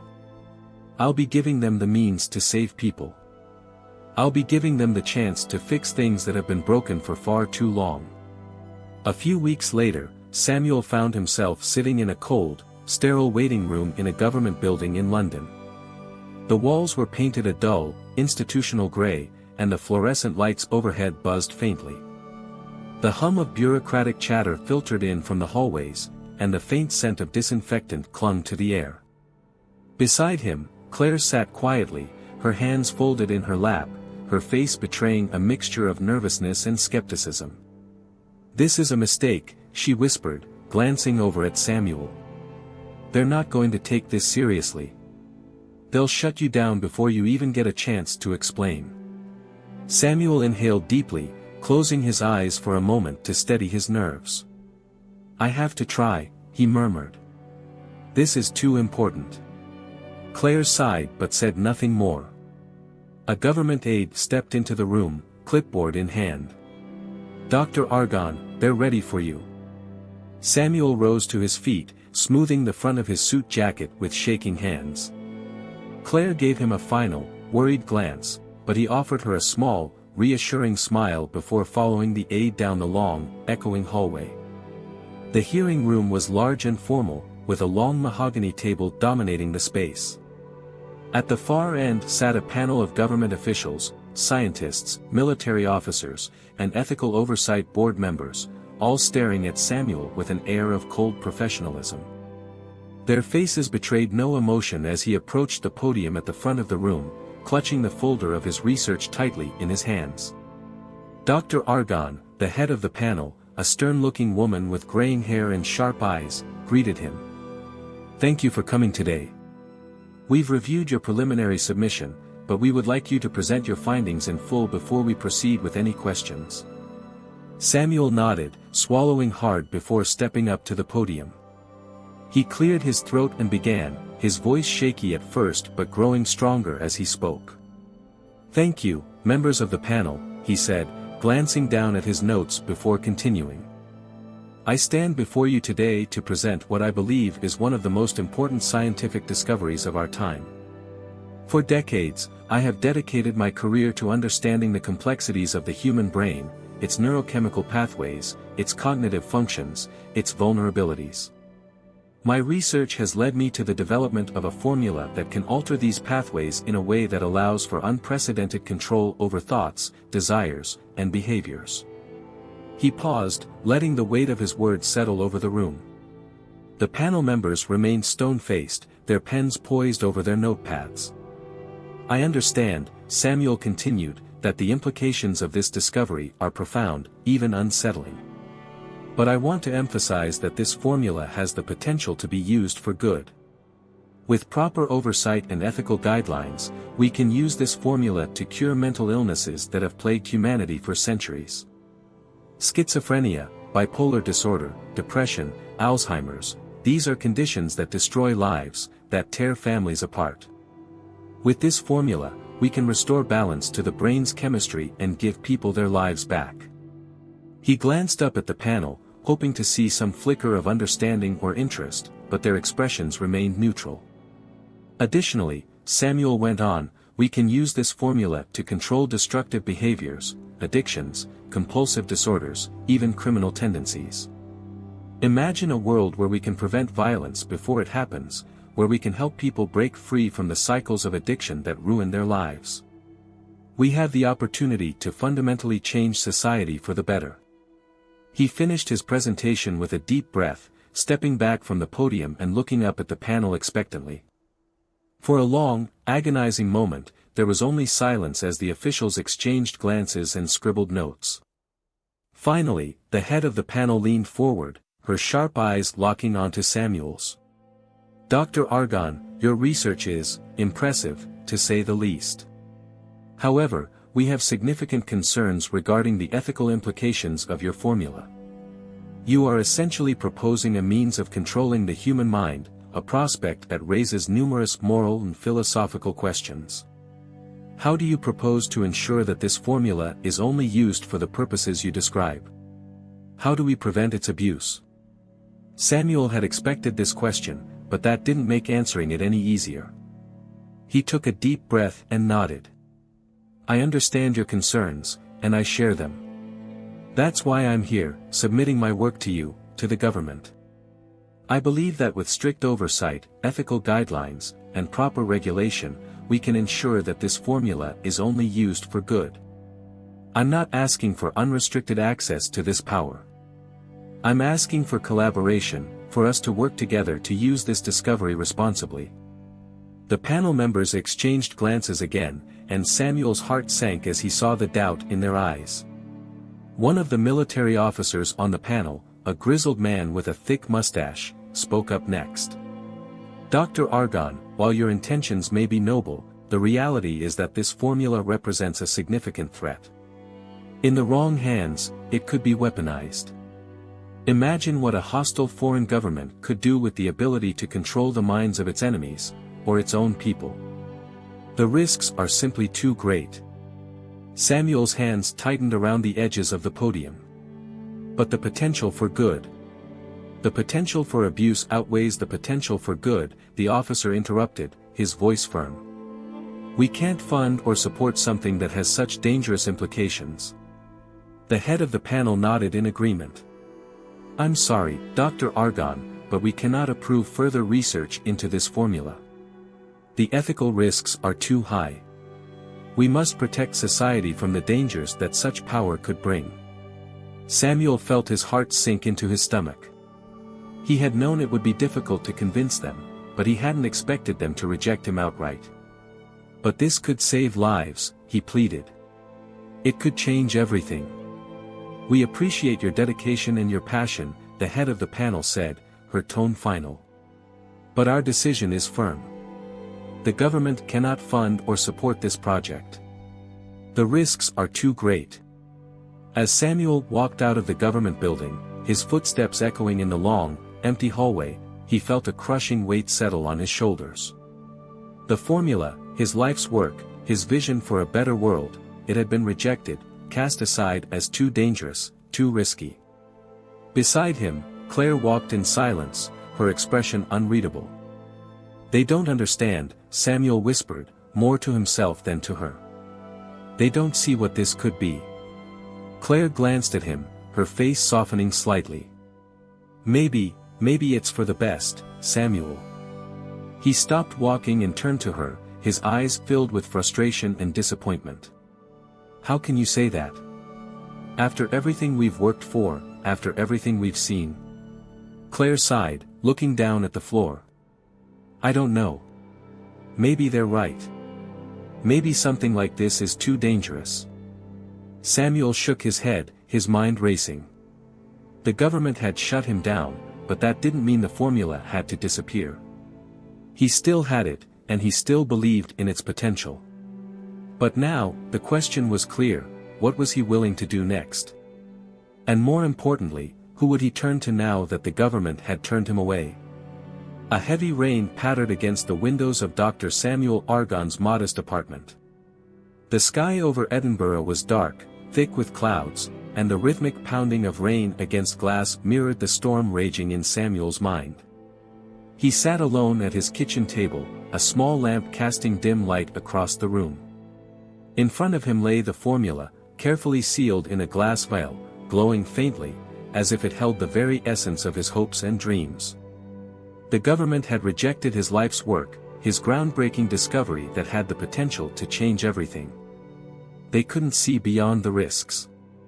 They couldn't understand that this formula wasn't about control, it was about healing, about curing the mind's deepest illnesses and ending humanity's most destructive behaviors.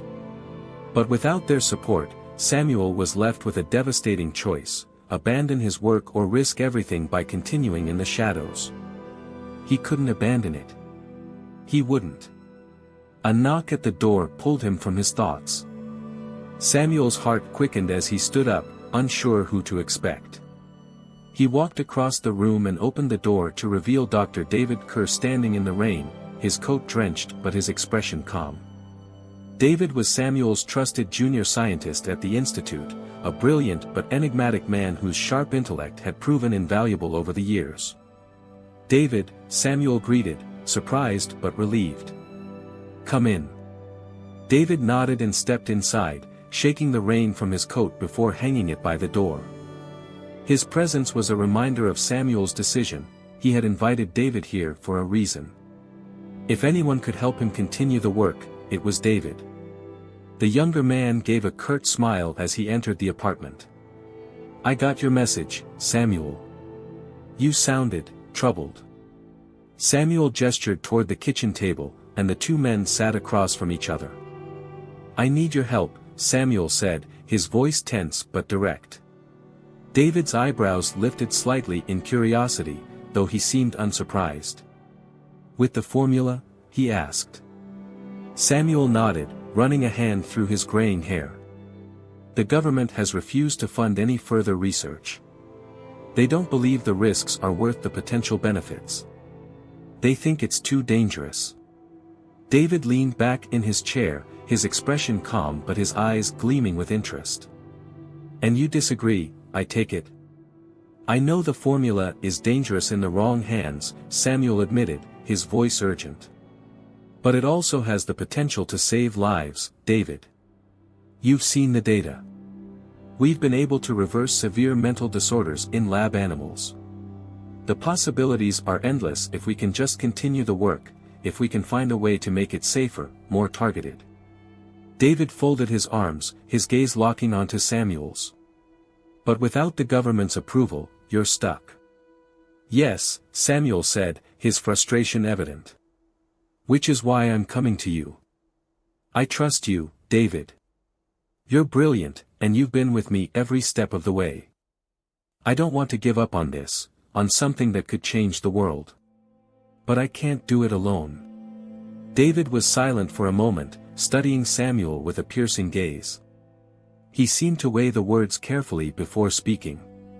"You want to continue the experiments in secret?" It wasn't a question, and Samuel hesitated before nodding. "Yes. We'll need to be discreet, but I know we can do it. We have the knowledge, the equipment, and, most importantly, we have the formula. David stared at the glowing vial on the table, his eyes narrowing slightly. For a moment, his expression darkened, but it was gone as quickly as it came. "Samuel, you realize this is highly illegal," David said quietly, leaning forward. "The Institute will throw us both out if they find out.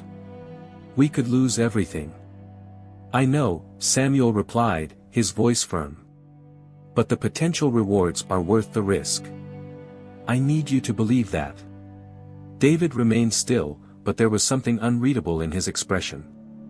Finally, he gave a small nod.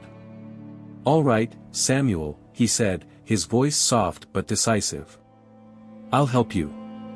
Samuel's face broke into a relieved smile, the tension draining from his body. "Thank you, David. I knew I could count on you." But as they shook hands, something passed behind David's eyes, something that Samuel missed in his relief. A flicker of greed, of ambition. The following weeks were a blur of secretive meetings and late-night experiments. Under the cover of darkness, Samuel and David set up a makeshift lab in an abandoned warehouse on the outskirts of the city. The equipment they needed had to be brought in piece by piece to avoid suspicion, and they worked tirelessly, often going days without rest. Samuel's excitement grew with each successful test. The formula was improving, its effects were becoming more predictable, more controlled. But still, the ethical questions gnawed at him, the fear of what might happen if this fell into the wrong hands. He trusted David, but he couldn't shake the feeling that something was off. David had become quieter, more withdrawn as they progressed, his focus shifting away from the scientific breakthroughs and more toward something else. One evening, after a long day of testing, Samuel confronted David as they stood by the machines, watching a lab rat's behavior change under the influence of the formula. "David, I need to know you're still with me on this," Samuel said, his voice cautious. "That you believe in what we're doing." David glanced at him, his eyes unreadable. "Of course, Samuel. We're on the brink of something incredible."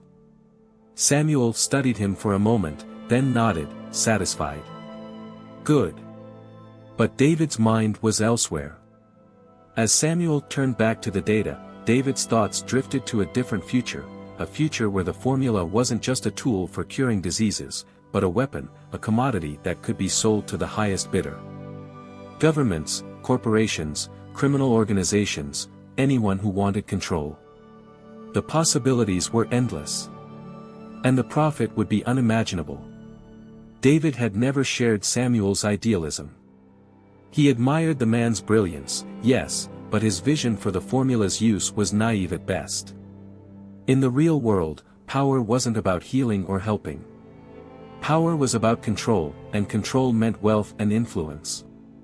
David's motives had always been darker, though he kept them hidden behind a mask of loyalty and support. And now, as they worked in secret, David saw his opportunity. One night, after another round of experiments, David slipped out of the warehouse under the guise of getting some air. He pulled his phone from his pocket and dialed a number he had memorized weeks ago, a number connected to a man who dealt in secrets and illegal deals, the kind of man who understood the value of the formula. The call was brief, the details minimal. David didn't have to say much to pique the man's interest. All he had to do was mention the formula, the potential for mind control, and the promise of money. Lots of money. "I'll be in touch," David said before hanging up, a satisfied smile playing on his lips. The deal was in motion. Now all he had to do was keep Samuel in the dark long enough to finalize the sale. As he walked back into the warehouse, David's smile faded, replaced by the mask of trust Samuel had come to expect. He couldn't let Samuel suspect anything, not yet. Not until it was too late. The following days passed uneventfully, but Samuel couldn't shake the growing sense of unease. David had been distant, his mind clearly elsewhere, and it was starting to show in his work. Samuel had caught small mistakes in the data, calculations that didn't add up, as if David wasn't paying attention. One evening, as they sat reviewing the latest batch of results, Samuel spoke up, his tone cautious but firm. David, are you all right? You seem distracted lately. David looked up from the papers, his face unreadable. I'm fine, Samuel. Just tired. We've been working non-stop. Samuel nodded, though the explanation didn't sit well with him. If there's something going on, you can tell me. We're in this together. David smiled, a thin, hollow smile that didn't reach his eyes. Of course, Samuel. I'm with you. But Samuel couldn't shake the feeling that something was wrong. He had trusted David for years, had brought him into this secret because he believed in him. But now, as they neared the completion of the formula, Samuel found himself questioning that trust. Later that night, as David left the warehouse for the evening, Samuel stayed behind, poring over the data. Something wasn't adding up. The latest test results were inconsistent with the previous ones, and as he dug deeper into the files, he found discrepancies, subtle changes that had gone unnoticed before. Frowning, Samuel checked the security footage from their lab sessions. It wasn't something he usually did, but now, his instincts told him something was off. What he found sent a chill down his spine. In the grainy footage, David could be seen alone in the lab, making unauthorized adjustments to the formula while Samuel had been in meetings. Adjustments that altered its composition in ways Samuel hadn't approved, ways that made the formula more volatile, more dangerous. Samuel sat back in his chair, his heart pounding in his chest. What was David doing? And more importantly, why?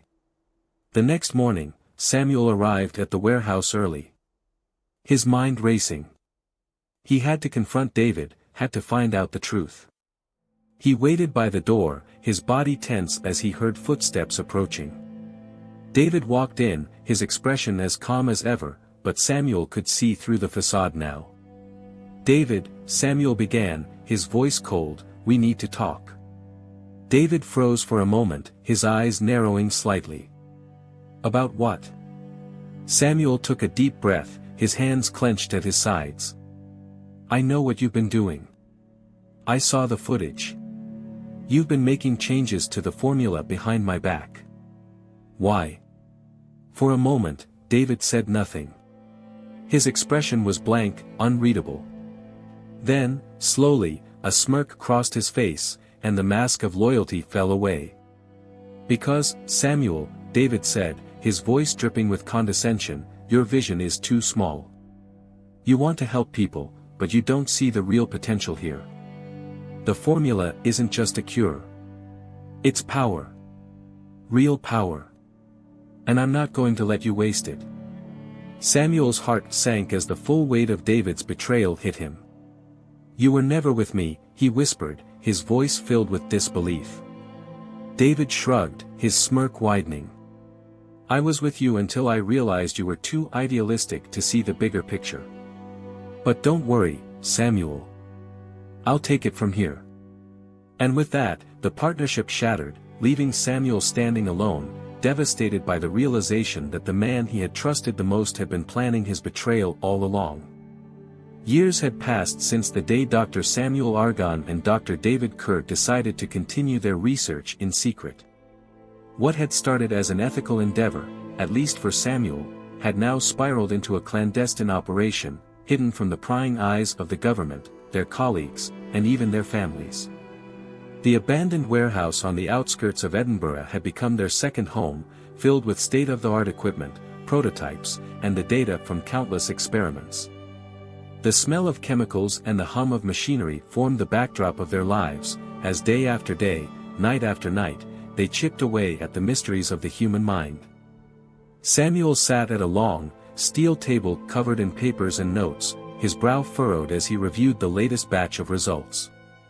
His hair had grown more gray, and his face, once lined with a quiet determination, now showed the wear of years spent in secrecy and isolation. The formula had come a long way since the days when they were trying to convince the government to fund it. The dream of curing mental illnesses, of helping people recover from the horrors of PTSD, schizophrenia, or addiction, still flickered in his mind. But something darker had crept into the project, a shadow he could no longer ignore. Across the table, David Kerr was methodically adjusting the settings on the neural interface device they had developed. His eyes gleamed with a hunger that hadn't been there before, or maybe Samuel had just been too blind to see it. David had become more than a partner in this journey. He was the one pushing the boundaries, challenging Samuel's hesitations, and driving the experiments into more ethically dubious territory. Tonight, though, everything felt different. Tonight was the night they had been waiting for. "Samuel," David said without looking up from his work, "I think we're ready." Samuel's heart skipped a beat. He had heard David say those words before, but this time, there was a certainty in his voice that made Samuel sit up straight, his pulse quickening. "You mean," Samuel started, unable to finish the sentence. David finally looked up, a sly smile tugging at the corners of his mouth. "I mean, it works. We've finally done it. The formula, the neural interface, it's all in perfect sync. We've achieved full control over the subject's thoughts and actions."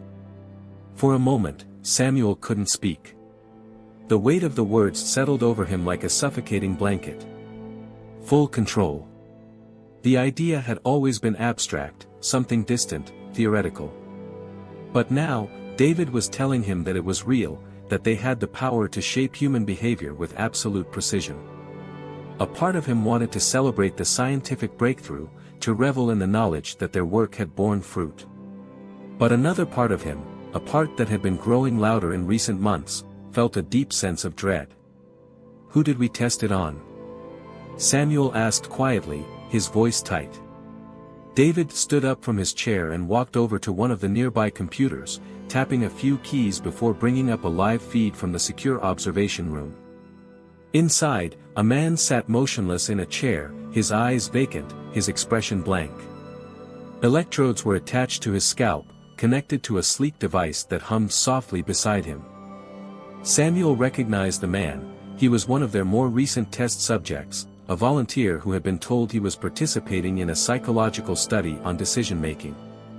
He had no idea what was really happening to him. "Watch," David said, his voice filled with excitement. He clicked a few more keys, and the man on the screen suddenly stood up, his movements slow but deliberate. Samuel leaned forward, his breath catching in his throat. "Turn to the left," David commanded, his voice calm but authoritative. The man immediately obeyed, turning smoothly to face the wall. "Now raise your right hand." Again, the subject complied without hesitation, lifting his hand in the air as if it were the most natural thing in the world. "Walk forward, 3 steps." The man took 3 precise steps forward, his face still devoid of any emotion or awareness. He was a puppet on invisible strings, completely under their control.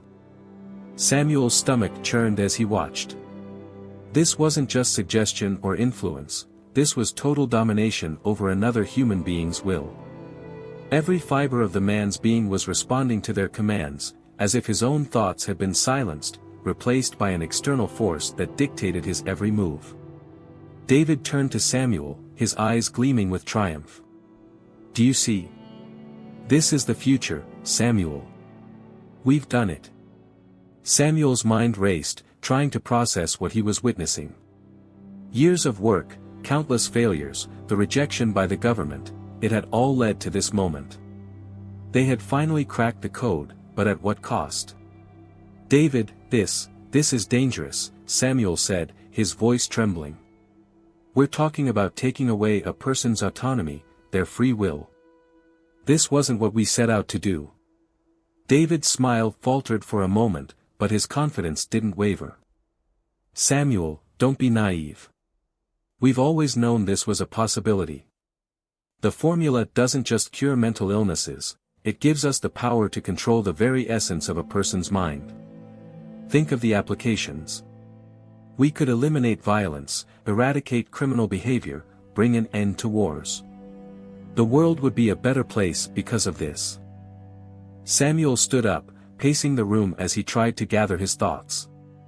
But what if this falls into the wrong hands? What if someone uses it for evil? We can't control how this technology will be used once it's out there. You know that, David." David's expression hardened, and for the first time, Samuel saw a glimpse of the man's true nature. "You're thinking too small, Samuel. The world is already dangerous. Governments, corporations, they're already manipulating people every day. This formula just gives us the ability to do it more effectively. More efficiently.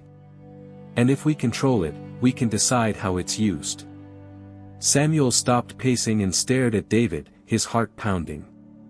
"You want to control it. You want to be the one who decides." David didn't deny it. "Why not? We've worked for years on this. We deserve to reap the benefits.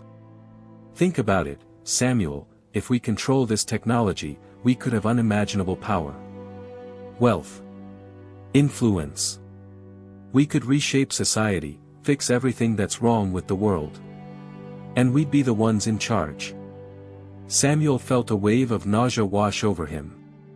He had always known that David was ambitious, but he hadn't realized just how deep that ambition ran. This wasn't about science anymore, it was about power, control, and greed. "I didn't sign up for this," Samuel said quietly, shaking his head. "This isn't what I wanted." David stepped closer, his voice low and dangerous. "What did you expect, Samuel? That we'd spend years developing this and then just walk away? You can't be that naive. The world isn't a place where idealism gets you anywhere. You have the chance to make a real impact, to be remembered for something incredible. Don't throw it away because you're scared." Samuel's hands clenched into fists at his sides. "I wanted to help people, David. To cure diseases, to fix broken minds. But this is something else." David sneered, his patience clearly wearing thin. "Help people? You think anyone cares about that? The world runs on power, Samuel, not compassion. And we have the ultimate power right here." He gestured to the glowing vial of the formula on the table. "You're a fool if you don't see that." Samuel felt a cold sweat break out across his skin. He had to stop this. He couldn't let David take the formula and turn it into a weapon. But how? David was already too far gone, too consumed by his desire for control. Suddenly, the subject on the screen began to move again, without any further commands from David. He walked toward the glass window of the observation room and placed his hand on it, staring blankly at the two men on the other side. For a moment, there was an eerie silence in the room, broken only by the hum of the machines. Samuel's heart raced. This man had no idea what had been done to him, no understanding of the fact that his thoughts, his will, had been stolen from him. And for what? For the sake of science? For power? "No," Samuel said, his voice firm. "We're stopping this." David's eyes widened in surprise, then narrowed in anger. "You don't get to make that decision." Samuel stood his ground, his resolve hardening. "I'm not going to let you do this, David. The formula, it's too dangerous. We have to destroy it." David took a step closer, his voice cold. "If you try to stop me, Samuel, you'll regret it." The threat hung in the air, heavy and palpable. Samuel realized then just how far David had fallen. This wasn't a partnership anymore. It was a battle for control, for the future of their work, and for the soul of the man Samuel had once trusted. Without warning, Samuel lunged toward the table, grabbing the vial of the formula before David could react. His heart pounded in his chest as he held the vial tightly, his hands shaking. "Samuel, don't!" David shouted, his voice filled with fury. "If you destroy that, you'll be throwing away everything we've worked for." Samuel hesitated, his mind racing. Destroying the formula would mean the end of their research, the end of years of work. But if he didn't, the consequences could be catastrophic. David's voice softened, a desperate edge creeping into his tone. "Think about what you're doing, Samuel. This is our legacy. You can't just throw it all away. Samuel met David's gaze, his heart heavy with the weight of his decision. This isn't the legacy I want. And with that, Samuel raised the vial and smashed it against the ground. The glass shattered, and the formula spread across the floor in a shimmering pool of liquid, its potential lost forever. For a moment, time seemed to stand still as both men stared at the broken remnants of their work. David's face twisted in rage, his fists clenched. "You idiot," he screamed. "Do you have any idea what you've just done?" Samuel took a deep breath, his heart pounding but his mind finally clear. "I know exactly what I've done." The battle was far from over, but Samuel knew that, in this moment, he had made the right choice. It had been weeks since the final breakthrough, and the tension in the air at the hidden laboratory had grown thick enough to cut. Dr. Samuel Argonne and Dr. David Kerr, once inseparable partners in pursuit of revolutionary science, were now walking along a fragile line, teetering on the edge of conflict. They had achieved the impossible. The formula that allowed them to control human thought and behavior was now fully functional, their experiments proving it over and over with alarming success. What had begun as a dream to heal and improve humanity had now transformed into something far more dangerous, a tool of absolute control. Dr. Samuel Argonne stood in front of the window of their subterranean lab, staring out at the darkened landscape beyond. It was a rare moment of reflection for him, and his mind churned with thoughts of the future, the moral weight of what he and David had accomplished resting heavily on his shoulders. He had devoted his life to this work, believing in the potential good it could bring, curing mental illnesses, ending violence, breaking the chains of addiction. It was a discovery that could change the world for the better, but it came with a terrifying price. If used wrongly, it could destroy the very fabric of human society. The lab was cold and sterile, the hum of machines and flickering lights creating an eerie ambience that Samuel had grown used to over the years. Rows of computers, test tubes, and medical equipment lined the walls, reminders of the countless sleepless nights spent chasing the science that had now become a double-edged sword. Samuel's worn face, with its deep lines of age and stress, reflected his growing sense of unease. He ran his hand through his graying hair, his mind clouded by doubt. From behind him, the sound of the heavy steel door opening broke his reverie. David Kerr strode into the room, his movements brisk and his demeanor filled with an energy that felt unsettling to Samuel. Over time, Samuel had come to notice the subtle changes in David, the gleam in his eyes that spoke of something far more than scientific curiosity, the way he talked about their project with a certain hunger. It worried Samuel deeply. "Samuel," David said with a smile that didn't quite reach his eyes, "I've been thinking. This is it. We're standing at the edge of something truly monumental. We've done it.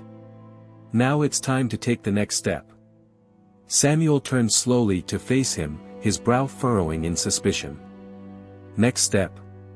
David's excitement was palpable as he paced across the lab, his hands gesturing wildly as he spoke.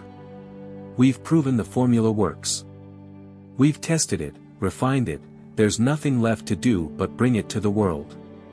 Governments will line up to have this. Corporations, global entities, they'll pay anything to get their hands on it. Samuel, do you have any idea what this is worth?" Samuel's stomach twisted at the mention of money. He had always known David was ambitious, but this was different. This wasn't about ambition anymore, it was greed. Pure, unchecked greed. David continued, oblivious to the growing look of concern on Samuel's face. "We're talking billions, Samuel. Governments will want to use this to control crime, to pacify their populations. Military applications are endless. Imagine being able to make enemy soldiers lay down their weapons with a single command. There's no limit to what we could do with this kind of power." Samuel stepped forward, his heart pounding. "David, stop. This isn't about power or money. That's not why we started this. We did this to help people, to solve real problems, mental illness, addiction, violence. You're talking about turning it into a weapon." David waved his hand dismissively, as though Samuel's concerns were trivial. "Samuel, Don't be so idealistic. The world doesn't work that way. If we don't commercialize this, someone else will. We might as well be the ones who benefit from it. Do you really want to spend the rest of your life scraping by while some other organization steals our work and makes a fortune? This is our moment. No, Samuel's voice was firm, laced with an emotion that caught David off guard. I won't let that happen. David stopped pacing and turned to face him, his eyes narrowing. What are you talking about? Samuel straightened, his hands tightening into fists as he struggled to keep his composure. We're not going to sell it, David. We're going to keep it out of the hands of people who would abuse it. I want this formula to be used for good. I want to work with humanitarian organizations, medical professionals, people who will use it to help those who need it, not turn it into some kind of mind control weapon. David stared at him in disbelief, his face slowly transforming from confusion to anger. You can't be serious. You're going to throw all of this away. For what? Some fantasy of saving the world? Do you even realize how much we could accomplish with this kind of money, Samuel? We could fund every research project we've ever dreamed of. We could be the most influential scientists of the century. It's not about influence, Samuel replied, his voice growing more heated. It's about responsibility. This formula, it's dangerous, David. You know that. It's too powerful to be used recklessly, and I won't stand by and let it be turned into a tool for control and manipulation. I won't let people's free will be stripped away because of greed. David's face darkened, his smile long gone. You're making a mistake. A big one. Samuel's eyes locked onto David's, and for the first time, he saw the full extent of David's ambition. It wasn't just about the formula, it was about power. David wanted control. He wanted to be at the center of it all, pulling the strings, dictating the future. I won't commercialize it, Samuel repeated, his voice resolute. I'll destroy it before I let that happen. David's jaw clenched, his hands balling into fists at his sides. You're not in this alone, Samuel. Don't forget that. We've worked on this together for years. You don't get to make this decision by yourself. Samuel felt his pulse quicken as the room seemed to grow colder. He knew this confrontation was inevitable, but he hadn't realized how far David was willing to go. He stepped back, creating distance between them, his mind racing. David's ambition was a force of its own, and Samuel realized with a sinking feeling that his former partner wasn't going to let this go without a fight. I know that, David, Samuel said, his voice steady but his eyes filled with regret. But you need to understand, I can't let this formula fall into the wrong hands. If you won't help me protect it, then I'll do it myself. The air in the lab grew tense, the silence between them heavy with unspoken words. Samuel could feel the shift in David's demeanor, the way his once friendly expression had hardened into something cold and calculating. You're a fool, Samuel, David finally spat, his voice dripping with venom. You think you're some kind of hero, don't you? Some noble scientist standing up for what's right. But you're wrong. You're weak. You don't have the guts to make the hard choices, to seize the opportunities that are right in front of you. Samuel's chest tightened, the words cutting deeper than he expected. He had always prided himself on his ethics, his commitment to doing the right thing, even when it wasn't easy. But now, standing face to face with the man who had been his closest ally for years, he felt a pang of doubt. Was he being too idealistic? Too rigid? No. He couldn't give in to that line of thinking. He had seen what unchecked power could do to people, how it could corrupt even the best intentions. He wasn't going to let that happen, not with this formula. Not with something that could potentially enslave the minds of millions. I'm doing what I know is right, Samuel said quietly, his voice unwavering. David scoffed, his eyes flashing with contempt. You always were a self-righteous bastard. Fine. If you won't see reason, then I'll make sure this formula gets into the right hands. And trust me, Samuel, those hands won't be yours." Before Samuel could respond, David turned on his heel and stormed out of the lab, the heavy steel door slamming shut behind him. Samuel stood there, his heart pounding in his chest, his thoughts a whirlwind of emotion. He had known this moment was coming, but it didn't make it any easier. David was no longer his partner, no longer someone he could trust. He was now a threat, someone who would stop at nothing to commercialize the formula, to sell it to the highest bidder, no matter the consequences. Samuel took a deep breath, his hands shaking slightly as the gravity of the situation settled over him. He needed to act. If David was serious about selling the formula, then there wasn't much time. He couldn't allow the world to be exposed to something this dangerous, something that could strip people of their free will, turn them into puppets controlled by unseen forces. Rushing to his desk, Samuel began gathering the data, the files, everything related to the formula. His mind raced as he tried to figure out what to do next. Destroying the research outright was risky. David had access to backups, and Samuel knew he couldn't erase every trace of their work. But he could at least make sure the formula never reached completion in the wrong hands. He would dismantle it, piece by piece, if he had to. As he worked, his thoughts kept returning to David. Their partnership had been based on mutual respect, shared vision, and a deep commitment to pushing the boundaries of science for the betterment of humanity. But somewhere along the way, greed had taken root in David's heart, and now that greed threatened to undo everything they had accomplished. Samuel knew that this was only the beginning of the fight. David wouldn't back down easily. He would come after the formula with everything he had, and Samuel needed to be ready for that. But even as he braced himself for the inevitable confrontation, he couldn't shake the feeling of loss, the loss of a friend, of a dream, of the future they had once envisioned together. In the end, Samuel told himself, he had made the right choice. He had to believe that. No matter what David did next, Samuel would stand by his principles. The formula was too powerful to be used for profit or control. It had to be protected, no matter the cost. With a heavy heart, Samuel continued his work, knowing that the real battle was just beginning. It was a cold, rainy afternoon when Dr. Samuel Argonne realized that his time was running out. He sat in his modest, cluttered study, looking out at the downpour beyond the window. The rain lashed against the glass, creating a steady rhythm that seemed to mirror the ticking clock on his desk. Each second felt like a reminder of how little time he had left, how quickly the sands were slipping through the hourglass. The room smelled of old books and paper, the remnants of a lifetime spent in quiet contemplation and groundbreaking research. Shelves lined the walls, filled with scientific journals, textbooks, and the occasional photograph from happier times, when he believed the world could be made better by the force of his work alone. A picture of his younger self with David Kerr, standing proudly beside one of their early laboratory experiments, sat on the desk beside him. Samuel stared at it for a moment, a pang of sorrow in his heart. What had gone wrong?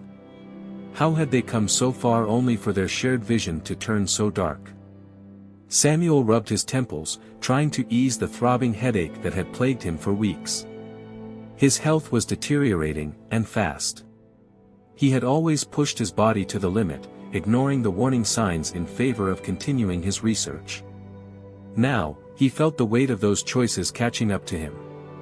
He knew, deep down, that he didn't have much time left. The fatigue, the chest pains, the labored breaths, all told him that the end was near.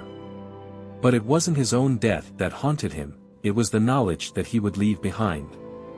The formula, the culmination of decades of work, sacrifice, and sleepless nights, was now a ticking time bomb.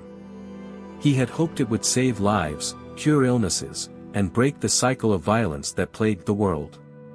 Yet in the wrong hands, it could destroy everything. And David Kerr, once his trusted partner, had proven himself to be those very wrong hands. Kerr's growing greed, his ambition, his willingness to exploit their creation for power and wealth. Samuel could not allow that. He had already destroyed much of the research, but the core of the formula remained. It was too important to be lost completely, yet too dangerous to be used irresponsibly. He needed someone who could carry the torch after him, someone who understood the delicate balance between progress and morality. Someone he could trust. And that someone was Ethan Graves. Ethan had been Samuel's most brilliant student. A rising star in the world of neuroscience, Ethan had demonstrated not only an intellectual brilliance but also a strong ethical foundation. He was the kind of scientist Samuel had always hoped to be, passionate, curious, and driven by a desire to improve the world, not just for personal gain but for the betterment of humanity as a whole. In Ethan, Samuel saw hope. A beacon of integrity in a world where science was too often corrupted by greed and ambition. For weeks, Samuel had contemplated this decision. Could he trust Ethan with something so powerful, so potentially dangerous? Would Ethan be strong enough to resist the temptations that had consumed Kerr?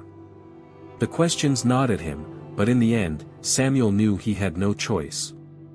Time was not on his side, and Ethan was the only one who had the capability, and the moral compass, to wield the formula responsibly.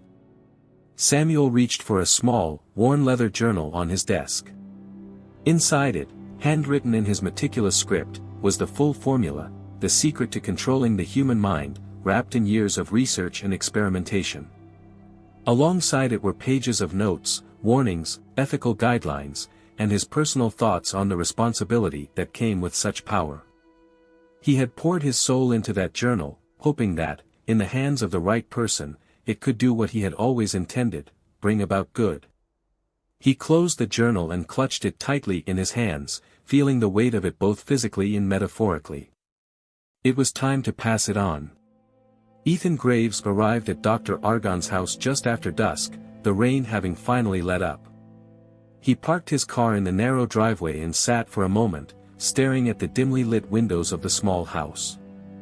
A sense of foreboding settled over him, though he wasn't sure why. Dr. Argonne had called him out of the blue the day before, asking him to come over, sounding weaker and more frail than Ethan had ever heard him. The urgency in his mentor's voice had been unmistakable, yet he hadn't said why he wanted to meet. Something told Ethan this wasn't just a casual visit.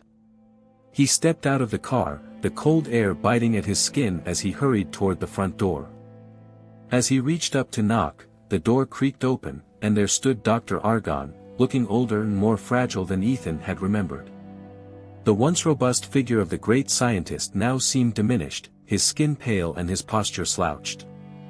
The sight of his mentor in such a state sent a jolt of worry through Ethan. "Come in, Ethan," Samuel said softly, stepping aside to let him in. His voice was raspy, as though it took great effort to speak. Ethan entered the house, shaking off the chill of the night as he took in the familiar surroundings. He had spent countless hours here over the years, discussing theories, debating ethics, and soaking in the wisdom of Dr. Argonne. But tonight, there was a different atmosphere. A heaviness in the air, a sense of finality. "Dr. Argonne, are you okay?"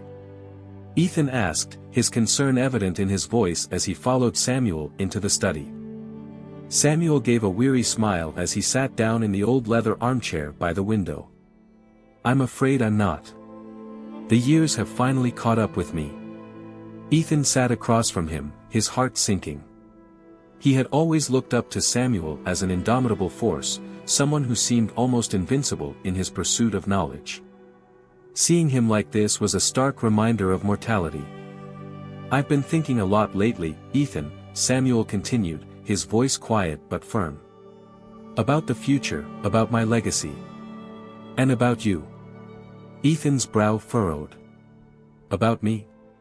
Samuel leaned forward, his eyes locking onto Ethan's with an intensity that startled him. "You're my brightest student. You always have been. You're not just intelligent, Ethan, you have something far more important. You have a strong sense of morality. You understand that science isn't just about discovery. It's about responsibility." Ethan shifted in his seat, unsure of where this was going.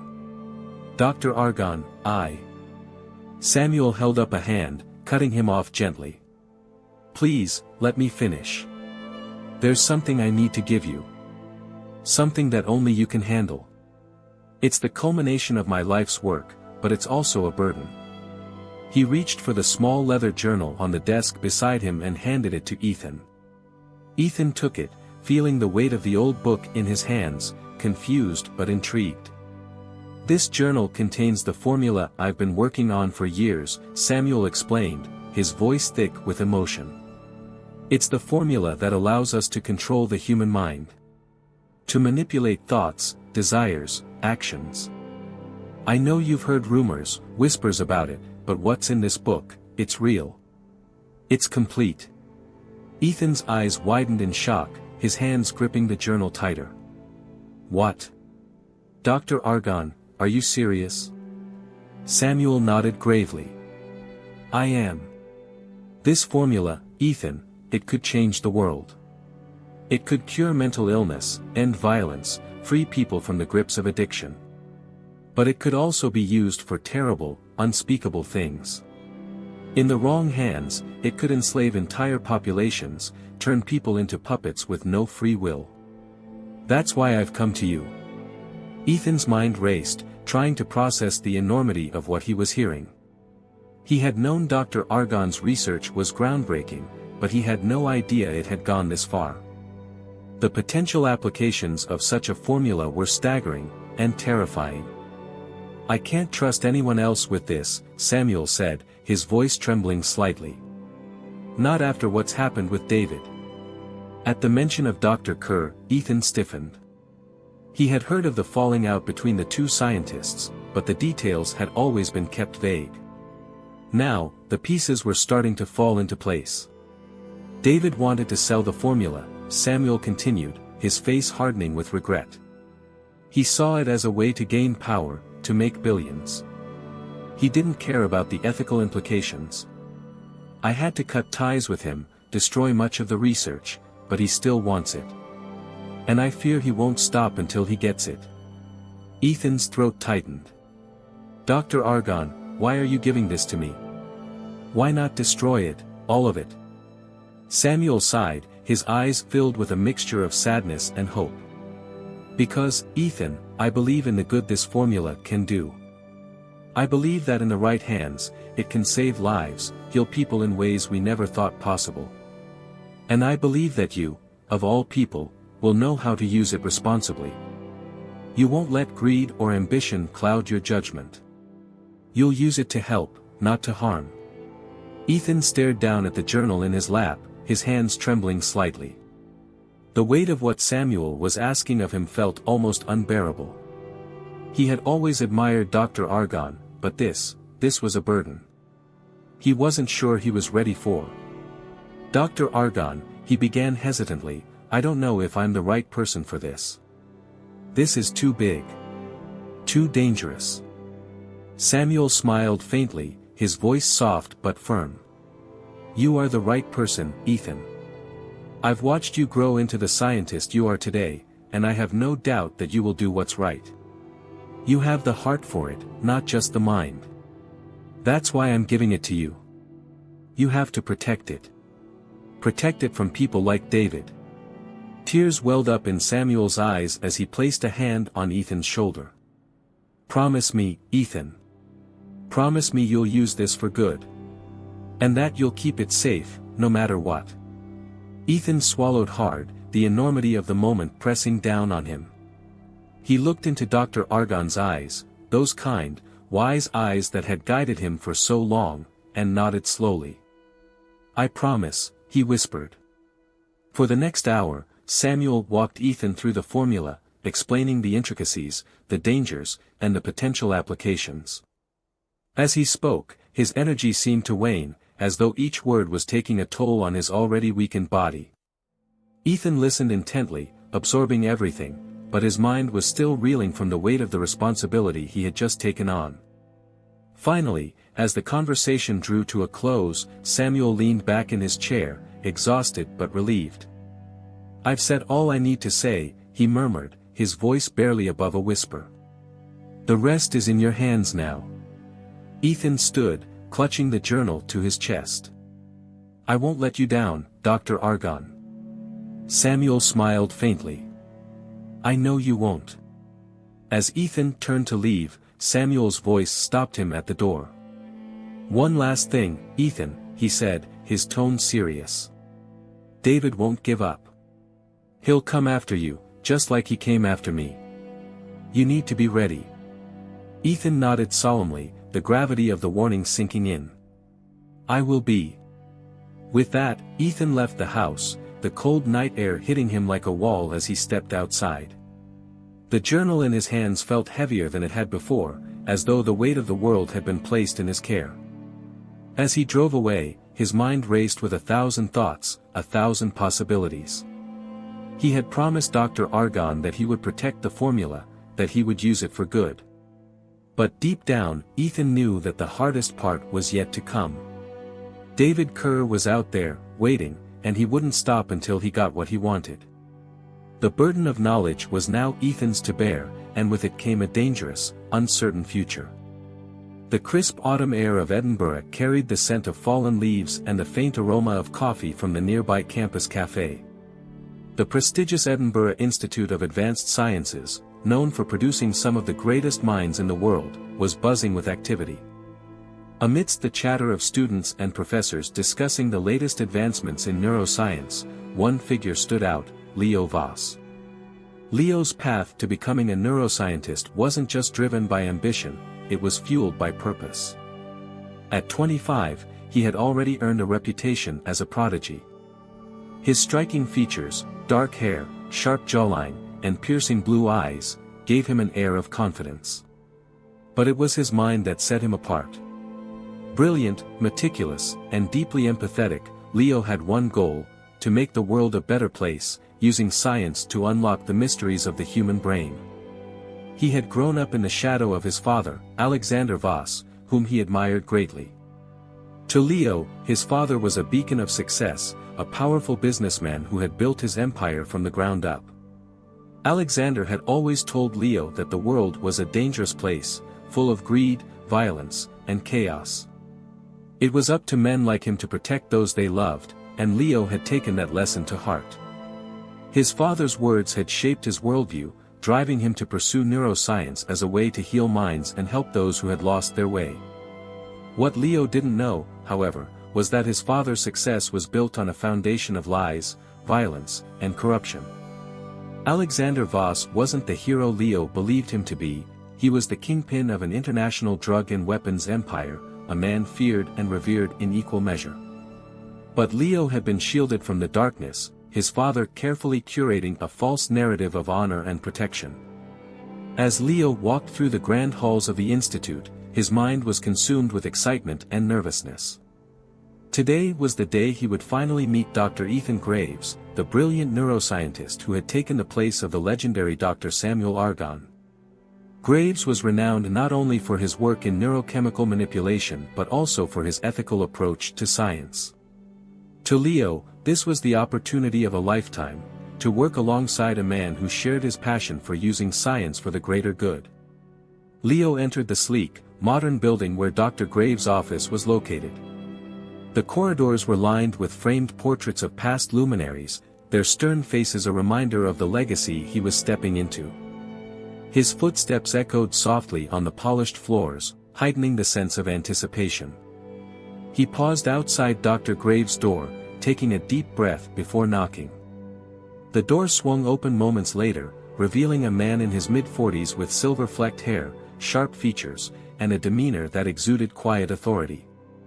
Ethan Graves was lean, his movements precise and calculated. His piercing eyes seemed to assess Leo in an instant, taking in everything from his posture to the eagerness in his gaze. "Leo Voss, I presume?" Ethan said, his voice calm but commanding. "Yes, Dr. Graves." "It's an honor to meet you," Leo replied, extending his hand. Ethan shook it firmly, his eyes never leaving Leo's. "The honor is mine. I've read your work, impressive, especially for someone so young. Come in." Leo followed him into the office, which was an organized chaos of papers, books, and whiteboards filled with equations and neural diagrams. It was a scientist's sanctuary, and Leo felt immediately at home. Please, sit, Ethan said, gesturing to the chair opposite his desk. Leo sat down, feeling the weight of the moment. He had spent years studying, pushing himself to the limits, all for this opportunity. Now, he was sitting across from the man who could help him change the world. I have to say, your proposal on neuroplasticity and its role in addiction recovery caught my attention, Ethan began, his voice thoughtful. It's rare to see such a nuanced understanding of the brain's ability to rewire itself, especially in someone still early in their career. Leo smiled, grateful for the praise. I've always believed that the brain's potential for healing is far greater than we understand. If we can unlock that potential, we could help people overcome not just addiction, but a range of mental health issues. Ethan nodded, leaning back in his chair. And what drives that belief? Most young scientists I meet are more interested in the mechanics of the brain, the details, but you seem to have a deeper motivation. Leo hesitated for a moment, unsure of how much to reveal. His father had always taught him to be cautious, to never expose too much of himself.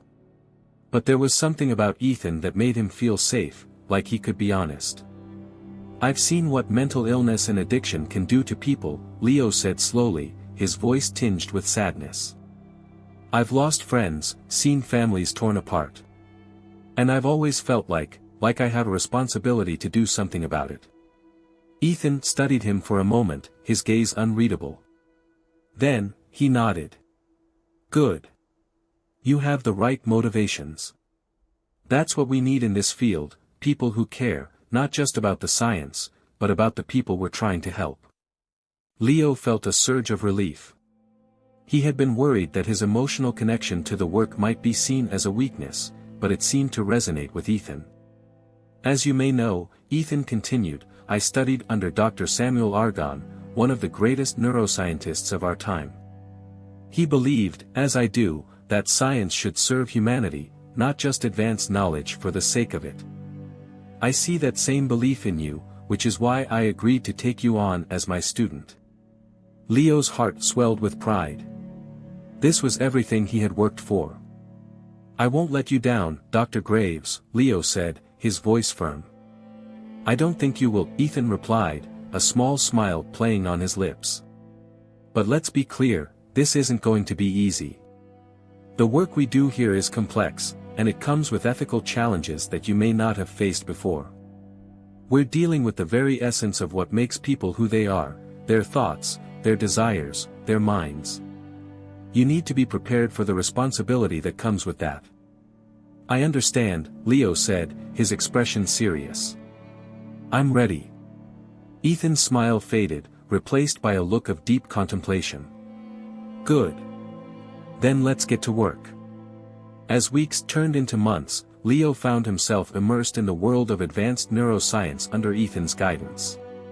Every day was a new challenge, a new discovery, and Leo thrived under the pressure. He was constantly in the lab, analyzing data, running experiments, and working on papers that would soon make waves in the scientific community. But as he delved deeper into his studies, he couldn't shake the feeling that there was something more, something hidden beneath the surface of their research. Ethan was a brilliant mentor, but there were moments when he seemed distant, almost haunted. Occasionally, Leo would catch him staring off into space, his brow furrowed as if wrestling with some invisible burden. One evening, long after most of the other students had left the institute, Leo remained in the lab, poring over brain scans and neural simulations. The only light came from his computer screen and the faint glow of the city outside the large windows. The building was eerily quiet, the only sound the soft hum of machines working in the background. Leo was so engrossed in his work that he didn't hear Ethan enter the room until he was standing right behind him. Still here, Leo? Ethan's voice startled him, and he spun around in his chair. Yeah, I just wanted to finish this analysis before tomorrow's meeting, Leo said, his heart racing from the surprise. Ethan walked over to the window, staring out at the city lights. There was something heavy in his posture, something Leo hadn't noticed before. Dr. Graves, is everything okay? Leo asked, concern creeping into his voice. Ethan didn't answer right away. He seemed to be lost in thought, his hands clasped behind his back. After what felt like an eternity, Ethan finally spoke, his voice low and filled with a weight Leo had never heard before. "Do you ever wonder, Leo, what drives people to pursue power? To manipulate, to control?" Leo blinked, caught off guard by the question.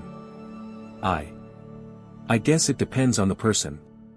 Some people are just driven by greed, by the need to dominate others." Ethan nodded slowly. "Yes, that's true.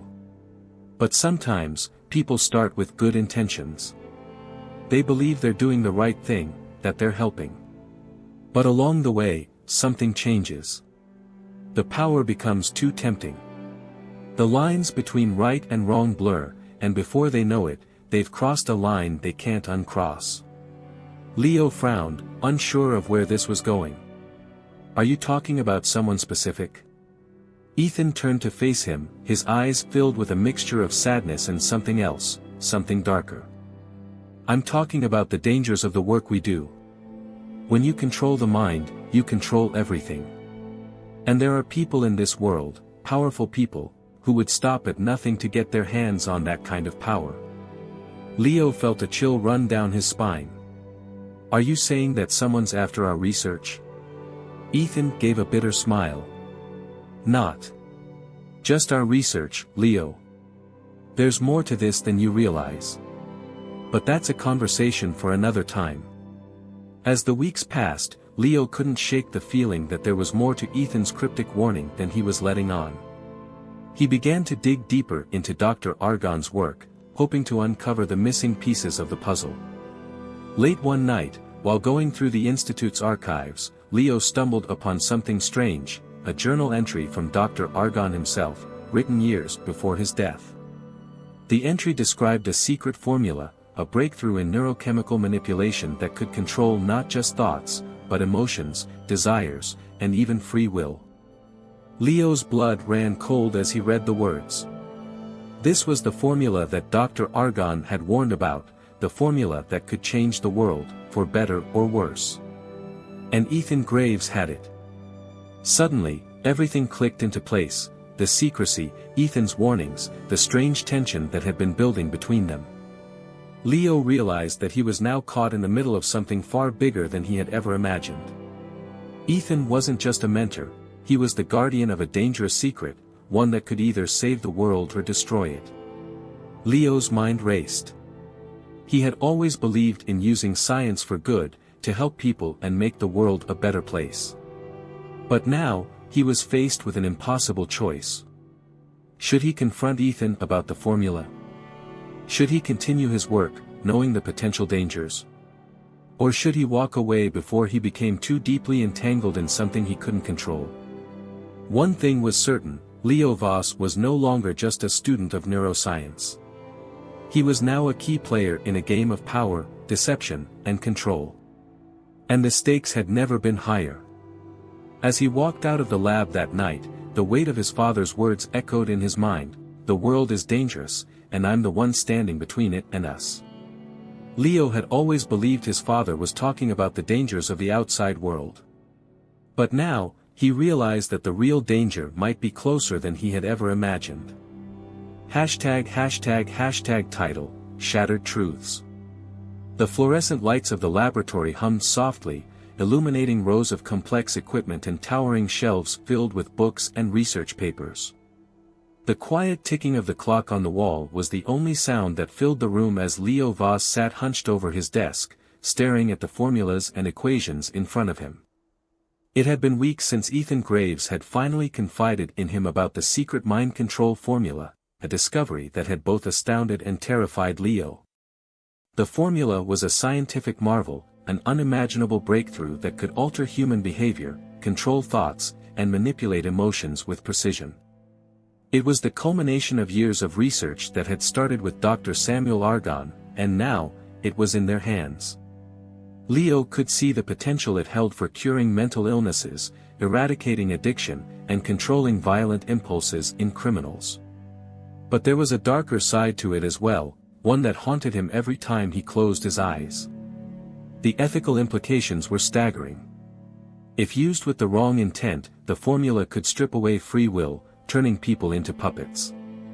It was a weapon in the wrong hands, a way to control societies, governments, and individuals. And the more Leo delved into its possibilities, the more the lines between right and wrong began to blur.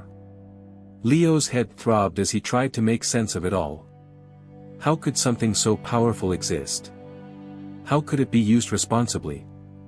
And more importantly, should it ever be used at all? He glanced up at the chalkboard in front of him, where various fragments of the formula were scribbled in haphazard strokes. A part of him was fascinated, drawn in by the science, by the promise of what it could achieve. But another part of him recoiled in fear. What kind of person would use such power? What kind of person would even want to? Later that evening, Leo found himself sitting across from Ethan Graves in the small kitchen area of the institute.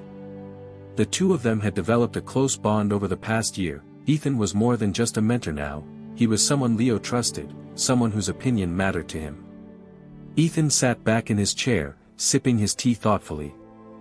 His silver-streaked hair caught the light, and his eyes, though tired, still held the sharp intelligence Leo had come to respect.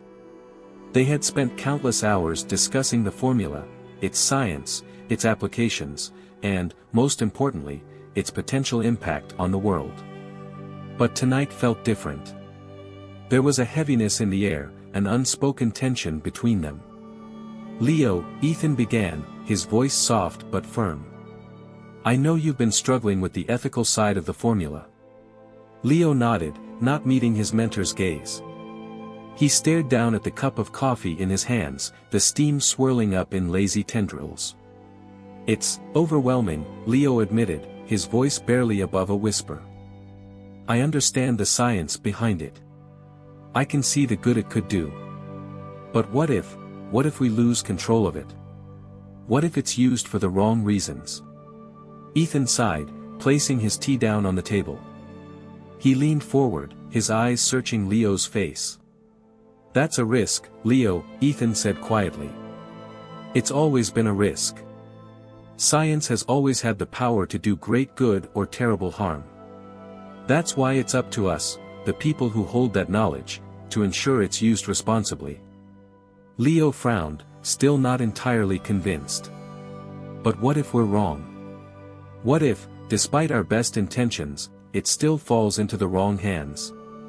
Ethan's gaze darkened, and for the first time, Leo saw a flicker of something in his mentor's eyes, something that looked like fear.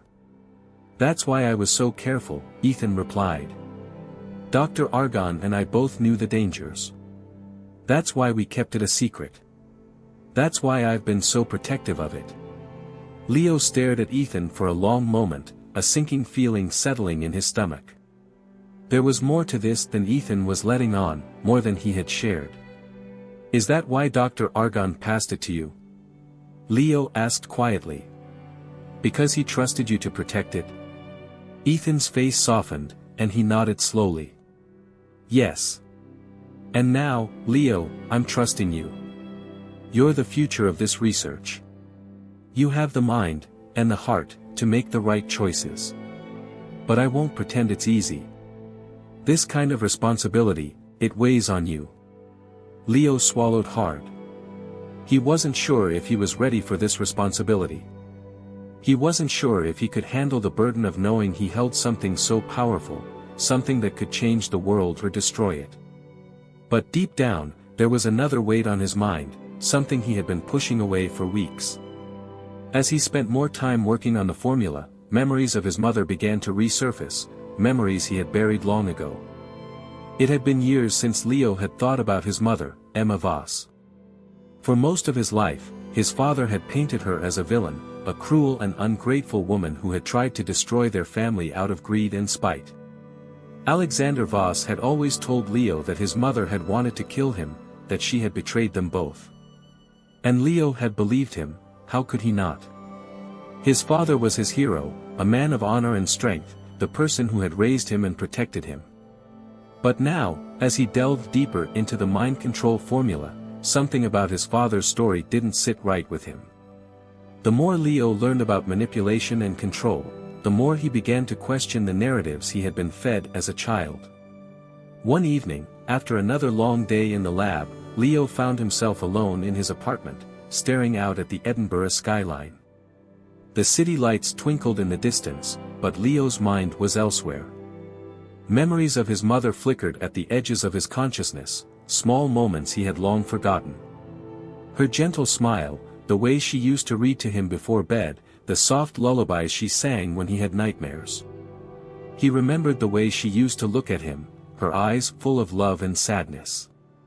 And then, he remembered the night she was taken away, the night his father told him that she had tried to kill him. Leo had been too young to understand then, too young to question what his father had told him. But now, as an adult, he couldn't help but wonder if there was more to the story. Could his mother have really been the monster his father claimed she was? Or had there been something else at play? The more Leo thought about it, the more the doubts began to creep in. His father had always been a man of power, a man who controlled every aspect of his life with an iron grip. Could it be possible that Alexander Voss had manipulated the narrative to suit his own purposes? Leo had grown up idolizing his father, believing that he was a man of honor, a man who had sacrificed everything to protect their family. But now, those beliefs were starting to crumble. If his father had lied about his mother, what else had he lied about? What else had he manipulated? The thought made Leo's stomach churn. He didn't want to believe it. He didn't want to think that his father, the man he had admired his whole life, could be capable of such deceit. But as the memories of his mother continued to resurface, Leo found himself questioning everything. The formula, with its power to control thoughts and emotions, had opened his eyes to the possibility that people, especially those in positions of power, could easily manipulate the truth to serve their own ends.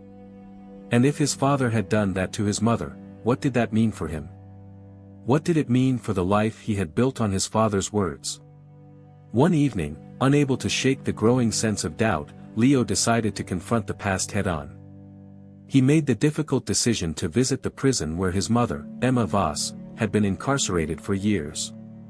It was a cold, gray day when Leo stood outside the gates of the facility, his heart pounding in his chest. He hadn't seen his mother in over a decade, not since the day she had been arrested for attempting to murder his father. His emotions were a tangled mess of anger, confusion, and fear. What if his father had been right? What if his mother was truly guilty? But what if she wasn't? As he walked through the sterile halls of the prison, his mind raced with questions. He was led to a small, dimly lit visiting room where he was told to wait. Minutes felt like hours as he sat there, staring at the table in front of him. And then, the door creaked open. Leo's breath caught in his throat as his mother walked in. She was older now, her once dark hair streaked with gray, her face lined with the years of hardship she had endured. But her eyes, those familiar, sad eyes, were the same. "Leo," she whispered, her voice trembling. Leo stood, unsure of what to say. For so long, he had been told that she was the enemy, the villain in his story. But now, seeing her in front of him, he didn't feel hatred. He didn't feel anger. He just felt lost. "Mom," he finally said, his voice barely audible. They stood there for a moment, the weight of years of separation hanging between them. "Why?" Leo asked, his voice breaking. "Why did you try to kill Dad?" Emma's eyes filled with tears, and she shook her head. "Leo, I never tried to kill him. That was a lie. Your father, he's not the man you think he is." Leo's heart raced. Could it be true? Could his mother be innocent? "I need to know the truth," Leo said, his voice firmer now. "I need to know what really happened." Emma looked at him, her eyes filled with a mixture of pain and hope. "Then sit down, Leo," she said softly. "Because it's time you learned the truth." As Leo sat down across from his mother, he realized that everything he thought he knew was about to change. The truth was finally within his reach, but whether he was ready for it was another question altogether. Leo Voss sat at his desk, the warm glow of his desk lamp casting long shadows over the open files strewn across the surface. The silence of the night, usually a comfort during his long hours of research, now felt oppressive. Ever since his meeting with his mother, Emma, in that cold, sterile prison visiting room, his world had been turned upside down. Her trembling words, "Your father, he's not the man you think he is," had echoed in his mind relentlessly, challenging everything he thought he knew about his family. His mother had claimed innocence. She had spoken of manipulation, of lies spun by his father, Alexander Voss.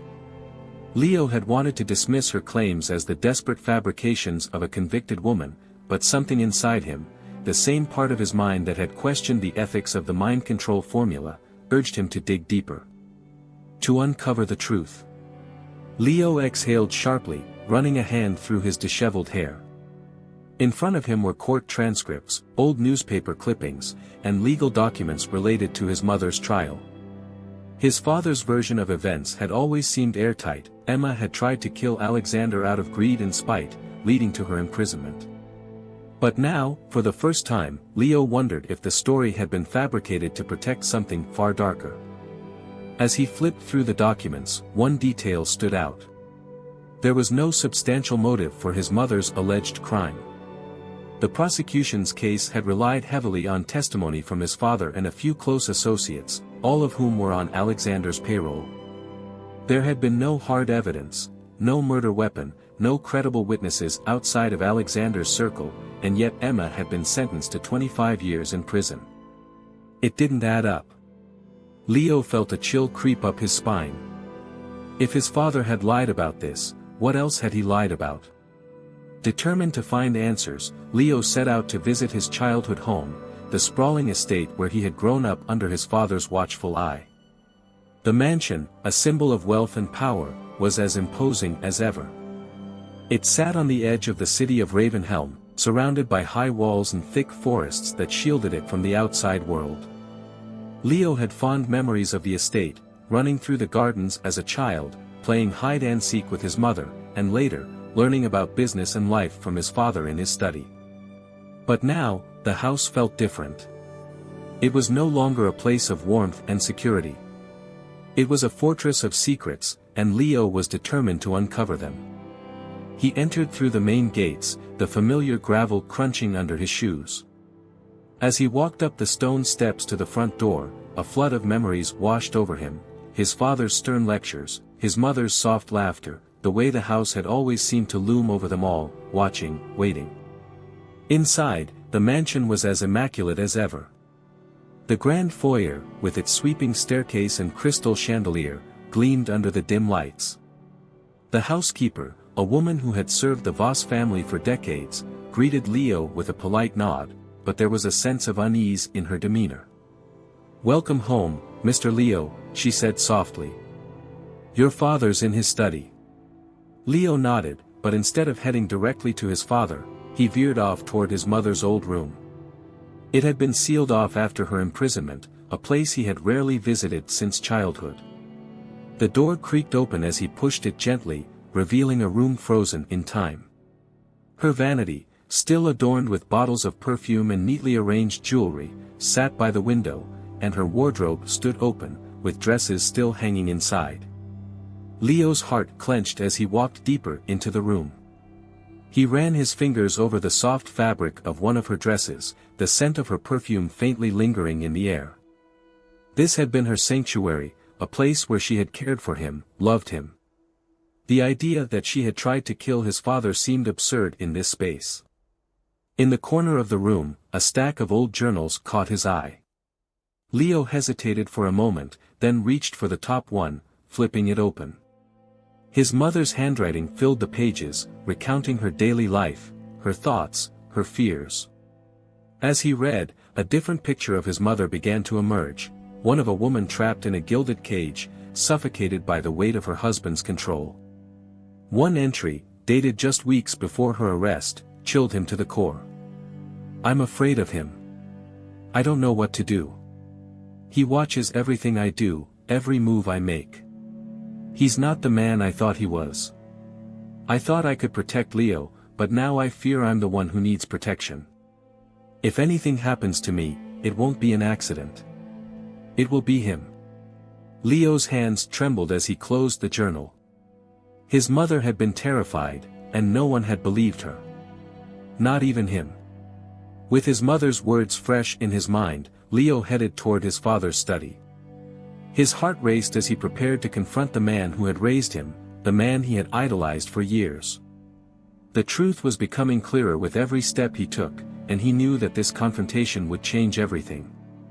The heavy wooden door to the study was slightly ajar, and Leo could hear the low murmur of his father's voice inside.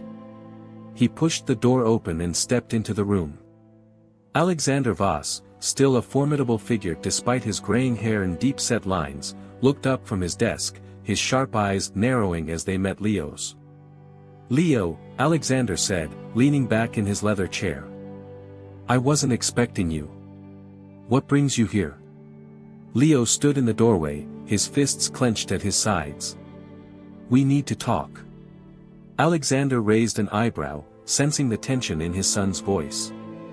"About what?" "About Mom," Leo replied, his voice steady but filled with anger. "About what really happened." A flicker of annoyance crossed Alexander's face. "I've told you what happened, Leo. Your mother tried to kill me. She's where she belongs." "No," Leo said, shaking his head. "I don't believe you anymore. I've been digging into the case, looking at the evidence. There's nothing there. No proof. Just your word and the testimony of your loyal associates. It doesn't make sense, Dad."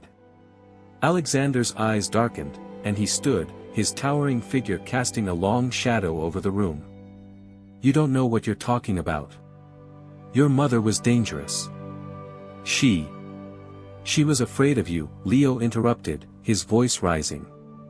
"I found her journals, Dad. She was scared, and she didn't try to kill you. You framed her, didn't you? You sent her to prison to protect yourself, to protect your empire." Alexander's expression hardened, the mask of the loving father slipping away to reveal something colder, more menacing. He walked slowly toward Leo, his eyes never leaving his son's. "Careful, Leo," he said in a low, threatening tone. "You don't know what you're accusing me of."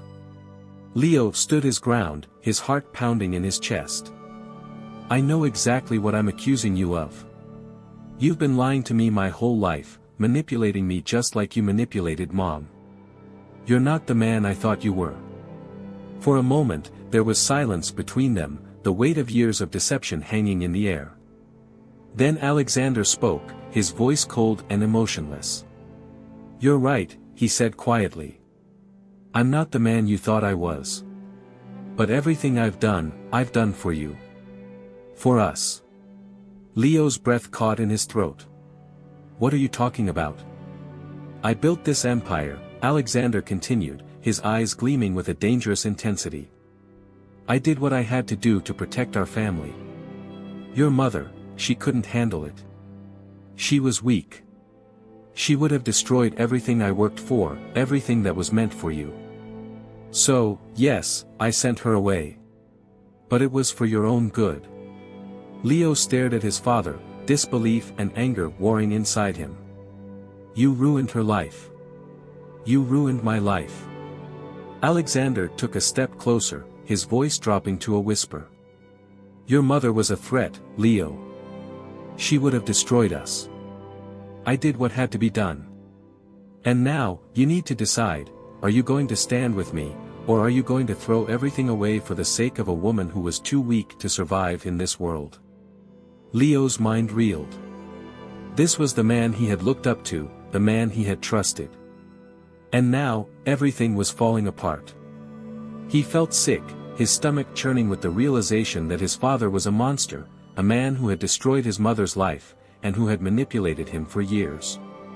"I can't," Leo whispered, shaking his head. "I can't be a part of this." Alexander's expression darkened, a dangerous glint flashing in his eyes. "You don't have a choice, Leo. This is your legacy. This is who we are. But Leo knew that wasn't true. He wasn't like his father. He didn't want this life of lies, manipulation, and power. He didn't want to be a part of Alexander's empire. Without another word, Leo turned and walked out of the study, his father's voice calling after him, cold and commanding. "You'll regret this, Leo." But Leo didn't look back. For the first time in his life, he was ready to find his own path, one that didn't involve his father's twisted legacy. Over the following weeks, Leo dedicated himself to uncovering the full truth of his father's criminal empire. He worked tirelessly, piecing together the lies and deceptions that had kept his family's dark secrets hidden for so long. It wasn't easy. Alexander's influence reached far and wide, and there were many who were loyal to him, willing to protect his secrets at any cost. But Leo was relentless.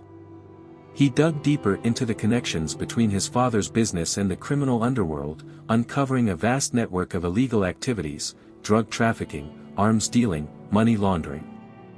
The respectable businessman facade that Alexander had maintained for years was nothing more than a carefully constructed lie. Leo also learned the full extent of his mother's suffering. She had been a pawn in his father's game, a victim of his ruthless ambition. And now, Leo knew he couldn't rest until he brought the truth to light. With the evidence he had gathered, Leo approached the authorities, ready to expose his father's empire for what it truly was.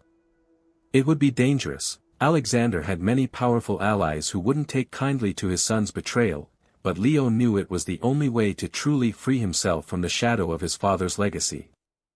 As he handed over the files, Leo felt a weight lift from his shoulders. For the first time in his life, he was standing on his own, free from the lies that had bound him for so long. And as he walked away from the authorities, leaving behind the world his father had built, Leo knew that he had finally found the truth, no matter the cost. Leo Voss sat in his dimly lit apartment, the weight of the world pressing down on him as the flickering light from his computer screen illuminated the dark room. His mind buzzed with a furious intensity that left him restless. It had been weeks since his confrontation with his father, Alexander Voss, and the revelation of his mother's innocence. Everything Leo once believed in had shattered into pieces, leaving behind only anger, betrayal, and a thirst for justice. He scrolled through files, data, and court records, his eyes scanning every detail that tied his father to an empire of crime. The respectable businessman facade had been torn away, revealing a man who had destroyed lives, manipulated governments, and cast a net of control over the underworld of Ravenhelm. Alexander Voss wasn't just a corrupt businessman, he was a monster who had sacrificed his own family to protect his empire of crime. Leo's fists clenched as he stared at the screen. How many lives had been ruined by his father's ruthless ambition? How many people had suffered, just like his mother, because of the man who had once claimed to love them both? It was too much to bear. "I have to do something," Leo muttered to himself, his voice trembling with anger. "I can't let him get away with this." But what could he do? His father's power reached far beyond the limits of the law. Alexander had friends in high places, politicians, law enforcement, even judges. Taking him down through conventional means would be nearly impossible. Every attempt Leo had made to expose his father's criminal empire had been met with resistance, either from corrupt officials or from those too afraid to challenge Alexander's authority. Leo knew he needed something more, something that could reach beyond the limits of ordinary justice. And then, as if fate had drawn his mind to it, he remembered the formula. It had been during his time as a student under the brilliant but cautious neuroscientist, Ethan Graves, that Leo had first learned about the mind control formula.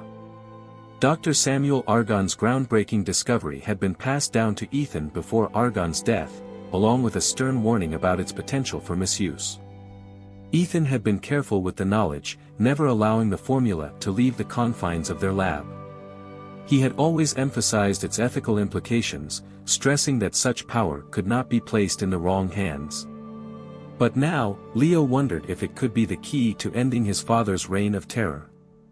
Could the mind control formula be the weapon he needed to bring justice to those his father had wronged? Could it be used to stop Alexander Voss once and for all? Leo sat back in his chair, contemplating the gravity of what he was considering. The formula could control thoughts, desires, and actions, complete and utter dominance over the human mind. In the wrong hands, it could be devastating, a tool of manipulation and oppression. But in the right hands, his hands, it could be a means of justice, a way to right the wrongs that his father had inflicted upon the world. Ethan always said it had to be used responsibly, Leo whispered to himself, but the voice in his mind countered quickly. Was it responsible to allow a man like Alexander to continue unchecked? Wasn't it your father who ruined lives with no regard for anyone but himself? The anger inside him flared once again, like a roaring flame that refused to die. Leo could almost hear his mother's voice echoing in his mind, reminding him of the suffering she had endured, of the lies, manipulation, and betrayal that had led to her imprisonment. His father had stolen years from her, years she could never get back. And Leo had believed him. He had believed every word Alexander had told him, every lie. "I won't let him win," Leo said aloud, his voice firm now. "I won't let him get away with this." The next morning, Leo made his way to the Edinburgh Institute of Advanced Sciences, where he had studied under Ethan. His access to the lab had been revoked after he had distanced himself from Ethan following the emotional turmoil of discovering the truth about his family. But Leo had always been resourceful, and today, he needed to be more than that, he needed to be cunning. As he approached the entrance to the institute, his heart raced. Ethan would never willingly hand over the formula. Leo knew that. Ethan was far too ethical, too cautious. But Leo didn't have time for caution. He needed the formula, and he needed it now. He slipped inside the building unnoticed, his mind racing with the plan he had formed. The lab was in the basement level, behind a series of locked doors that Leo had once known the codes to. He prayed they hadn't been changed. The institute was relatively quiet this early in the morning, with only a few staff members moving about. Most of the senior researchers wouldn't arrive until later in the day. As Leo reached the lab entrance, he took a deep breath and entered the code. For a moment, nothing happened, and panic seized him. Then, with a soft click, the door unlocked. He exhaled, feeling a rush of relief and dread all at once. Inside, the lab was exactly as he remembered it, sterile, meticulously organized, with rows of equipment and shelves lined with research materials. In the center of the room sat the safe where the formula was kept. Leo knew that Ethan would have taken every precaution to keep it secure, but he also knew the layout of the lab well enough to guess where the key might be. Moving quickly, Leo searched through Ethan's desk drawers until he found what he was looking for, a small, unmarked key that fit the lock of the safe. His hands trembled slightly as he approached the safe, the weight of what he was about to do pressing down on him. "This is the only way," he whispered, trying to convince himself that he was doing the right thing. The safe opened with a soft click, revealing a single vial containing a clear liquid, along with a notebook filled with Argonne's original research notes. Leo carefully removed the vial and the notebook, his heart pounding in his chest. This was it, the formula that could change everything. He hesitated for a moment, staring down at the vial in his hands. Once he took this step, there would be no going back. He would be using the same kind of manipulation his father had used on him, on the world. But this time, it was for a greater cause. It was for justice. Just as Leo was about to leave, the sound of footsteps echoed down the hall. His heart skipped a beat, and he quickly tucked the vial and notebook into his bag. The door to the lab opened, and Ethan Graves stepped inside, stopping in his tracks when he saw Leo. "Leo?" Ethan's voice was filled with surprise and concern. "What are you doing here?" Leo froze for a moment, then forced a smile. I needed to check something. Some research I was working on before I left." Ethan's brow furrowed, and he stepped closer. "Research? Leo, you haven't been here in months. What's going on?" Leo swallowed hard, his mind racing. He had hoped to avoid this confrontation, but now that Ethan was here, there was no turning back. "I need the formula, Ethan," Leo said, his voice low but firm. "I need to use it." Ethan's eyes widened in shock. "The formula? Leo, you know that's not possible. We've discussed the dangers. The risks." "I know the risks," Leo interrupted, his voice growing more urgent. "But this isn't about science anymore. This is personal. My father, he's a monster, Ethan. He's destroyed lives, ruined families, and he's going to keep doing it unless someone stops him. I can't let that happen." Ethan stared at him, disbelief and disappointment flickering in his eyes. "Leo, the formula wasn't meant for this. It wasn't meant to be used as a weapon. Argon created it to help people, to cure mental illness, to control dangerous impulses, but not like this." "I don't have a choice," Leo said, his voice shaking. "You don't understand what my father has done. He manipulated me my whole life, made me believe my mother was a monster when it was him all along. He's too powerful to be stopped by any normal means. The only way to stop him is to take control of him. To make him pay for everything he's done." Ethan took a step back, his face pale. "Leo, this isn't the way. You can't become like him. You can't use this formula for revenge." "It's not revenge," Leo said through gritted teeth. "It's justice." Ethan shook his head, his voice filled with sadness. "This isn't justice, Leo. It's exactly what your father would do. You're playing with fire. If you use that formula, you're no better than him." Leo's heart pounded in his chest. He wanted to believe Ethan, wanted to trust in the morality and ethics that had guided his life as a scientist. But his anger, his need for justice, was too strong. "I have to do this," Leo whispered, his voice breaking. "I'm sorry, Ethan." With that, he turned and walked out of the lab, leaving Ethan standing in stunned silence. Leo knew that he couldn't wait any longer. Every moment his father remained free, more lives were at risk. He had seen firsthand the extent of Alexander's power, his ability to manipulate, corrupt, and destroy. Without consequence. But now, Leo had the tool to end it all. With the formula in his possession, he had the power to control his father's mind, to force him to confess his crimes, to make him pay for everything he had done. As he walked through the dark streets of Ravenhelm, the weight of the vial in his pocket felt heavier than ever. He knew that once he used the formula, there would be no turning back. He would be crossing a line, one that Ethan had warned him about, but Leo didn't care. The cost of doing nothing was too great. "I'll make him pay," Leo muttered to himself. "For everything." The shadows of the city seemed to close in around him, but Leo didn't flinch. He was ready to take matters into his own hands. Leo Voss sat in his apartment, the vial of the mind control formula resting on the table in front of him. It shimmered under the low light, a small container that held unimaginable power. His fingers traced the edge of the glass, feeling the weight of his decision. He had crossed a line when he walked out of Ethan Graves' lab, but there was no turning back now. Leo's mind buzzed with a mixture of anticipation, fear, and anger. After discovering the truth about his father's criminal empire and the lies that had shaped his entire life, he knew he couldn't sit idly by. The justice system was powerless to take down someone like Alexander Voss. His father had too many connections, too much influence. The only way to destroy him was to make him destroy himself. But that would take more than brute force. It required subtlety, patience, and most of all, precision. He couldn't simply walk into his father's office and force him to confess.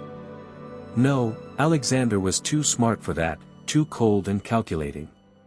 Leo would have to erode his father's mind, plant seeds of doubt and paranoia, and watch as the man who had manipulated him for years unraveled before his very eyes. The formula was the key. With it, Leo could get inside Alexander's head, control his thoughts, steer his decisions, and ultimately, destroy him.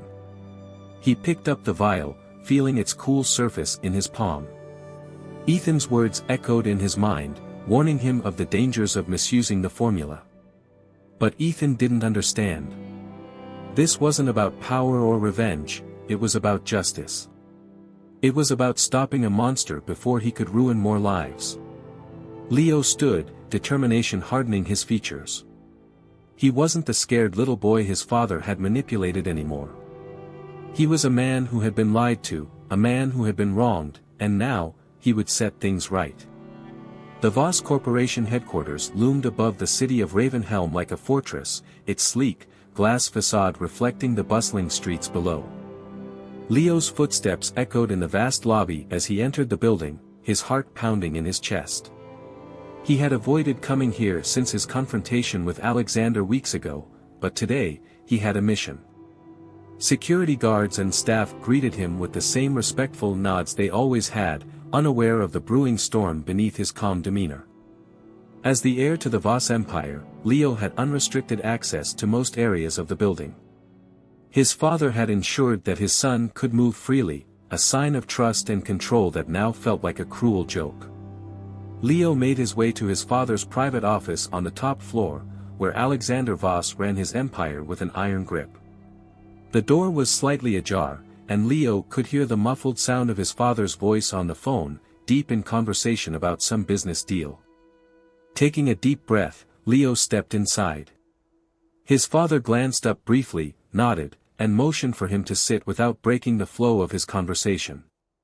Leo sat down, the vial in his pocket feeling heavier than ever as he listened to the familiar tone of his father's voice. It was calm, confident, and cold, the voice of a man who believed he was untouchable. But not for long. Alexander finished his call, setting the phone down with a sharp click. He looked at Leo with a mixture of curiosity and impatience. "What brings you here?" Alexander asked, his voice as commanding as ever. "I thought we'd said everything there was to say." Leo met his father's gaze, feeling the weight of the moment. "I've been thinking," he said carefully. "I want to help. I want to be a part of this business, like you always wanted." Alexander raised an eyebrow, his expression shifting to one of intrigue. "Is that so? And what brought about this change of heart?" Leo forced a smile, the lie slipping easily from his lips. "I realized I've been too focused on my own path. This family business, it's bigger than me. I want to learn from you, be part of what you've built." The elder Voss studied his son for a moment, then nodded. "Good. It's about time you saw the bigger picture." Leo's heart raced as he reached into his pocket, subtly retrieving the vial of the mind control formula. "I was thinking," he began, leaning forward slightly, "maybe we could talk over drinks. You know, like we used to." Alexander's eyes softened ever so slightly. Despite everything, there was still a part of him that cared for Leo, or at least the image of the obedient son he had crafted over the years. "That sounds like a good idea," Alexander said, standing and walking over to a cabinet on the far side of the room. He pulled out a bottle of whiskey and 2 glasses, pouring them both a generous amount. Leo took the opportunity. As his father's back was turned, he carefully opened the vial and poured a few drops of the formula into his father's glass. His hands were steady, his resolve unshaken. He knew this was the first step in dismantling the empire Alexander had built on lies and cruelty. Alexander returned with the drinks, handing one to Leo and keeping the other for himself. He raised his glass in a mock toast. "To family," he said, a hint of pride in his voice. "To family," Leo echoed, his throat tight with emotion. They drank, and as the liquid burned its way down Leo's throat, he knew that his father's descent into madness had just begun. The effects of the formula were subtle at first. Over the next few days, Leo watched as his father went about his business as usual, but there was a noticeable change in Alexander's demeanor. He seemed distracted, his confidence wavering in ways it never had before. At board meetings, Alexander's usual air of dominance had begun to crack. He would lose track of his thoughts mid-sentence, his brow furrowing as if struggling to remember something important. His gaze, once sharp and calculating, now darted nervously around the room, as though he suspected someone was watching him. Leo, sitting quietly at his father's side, couldn't help but feel a grim satisfaction. The formula was working. One evening, as they sat in the lavish dining room of the Voss mansion, Leo decided to push his manipulation further. He had already planted subtle suggestions during their conversations, careful to nudge his father's thoughts in the direction he wanted them to go. Now, he would begin to sow the seeds of paranoia. "You seem distracted lately," Leo said casually, cutting into his steak. "Is everything all right?" Alexander looked up, his eyes narrowing slightly. "I'm fine," he said, though his voice lacked its usual conviction. "Just a lot on my plate right now." Leo nodded thoughtfully. "I've noticed some of the board members seem off lately. Almost like they're questioning your decisions." Alexander's fork paused halfway to his mouth, and he set it down slowly. "What are you talking about?" "Nothing concrete," Leo said, keeping his tone light. "Just little things. A few whispers here and there. You know how people can be." Alexander stared at his son for a long moment, suspicion creeping into his eyes.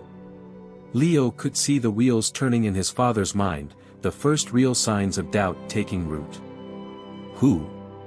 Alexander demanded, his voice low and dangerous. Leo shrugged. "I'm not sure.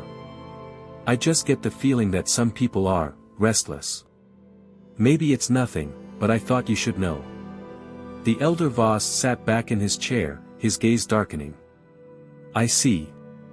Over the next few weeks, Leo continued to manipulate his father's mind, planting suggestions and subtle fears that slowly eroded Alexander's sense of control. He began to spread rumors among the staff and board members, creating an atmosphere of distrust that fed into his father's growing paranoia. Alexander's behavior became more erratic with each passing day. He started holding secret meetings with only his most trusted advisors, convinced that there were plots forming against him within his own organization. He began lashing out at his employees, accusing them of betrayal with little to no evidence. The once unshakable leader was unraveling before everyone's eyes. Leo watched it all unfold with a cold satisfaction. His father's empire was crumbling, and soon, there would be nothing left but the ruins of a man who had destroyed so many lives. One evening, as Leo sat in his father's office, Alexander paced the room, his eyes wild with paranoia. "I can't trust anyone anymore," Alexander muttered, running a hand through his graying hair. "They're all out to get me. I know it." Leo leaned back in his chair, feigning concern. "Maybe you should take a step back, let someone else handle things for a while. You've been under a lot of pressure." Alexander stopped pacing and turned to face his son, suspicion etched into every line of his face. "You think I should step down? You think I'm losing control?" Leo shook his head quickly. "No, of course not. I'm just saying, maybe it would help to take a break. Clear your head." His father's gaze lingered on him for a moment, and for a brief second, Leo wondered if Alexander could see through the manipulation. But then, the older man turned away, muttering under his breath. "I'll think about it." The cracks in Alexander's empire began to widen. His closest allies, men who had stood by his side for decades, began to question his judgment as his decisions became increasingly reckless. Deals that should have been easy victories were botched, territories were lost, and rival gangs grew bolder, sensing weakness in the once dominant Voss empire. Rumors of Alexander's instability spread like wildfire through the criminal underworld, and soon, even his most loyal men started to abandon him. The fear that had once kept them in line was gone, replaced by confusion and doubt. Leo watched from the shadows as his father's empire collapsed around him. He had done it. He had destroyed the man who had lied to him, manipulated him, and ruined countless lives. But as he stood over the wreckage of his father's legacy, a cold realization crept into Leo's mind. The formula had worked, but at what cost? He had crossed a line, one that he could never uncross. And now, he was the one in control. The once mighty Alexander Voss, a man who had ruled Ravenhelm's criminal underworld with ruthless precision, now sat slumped in his leather chair, staring blankly at the polished wooden desk before him. The empire he had built, an empire of blood, violence, and manipulation, was crumbling, and his once sharp, calculating mind was unraveling. Leo stood across from him, silently observing the wreckage of a man who had once seemed invincible. His father had once towered over everyone, a force to be reckoned with. But now, he was reduced to a hollow shell, a man teetering on the brink of madness. And it had all been Leo's doing. Leo felt no satisfaction, no sense of triumph. Instead, there was only a cold emptiness.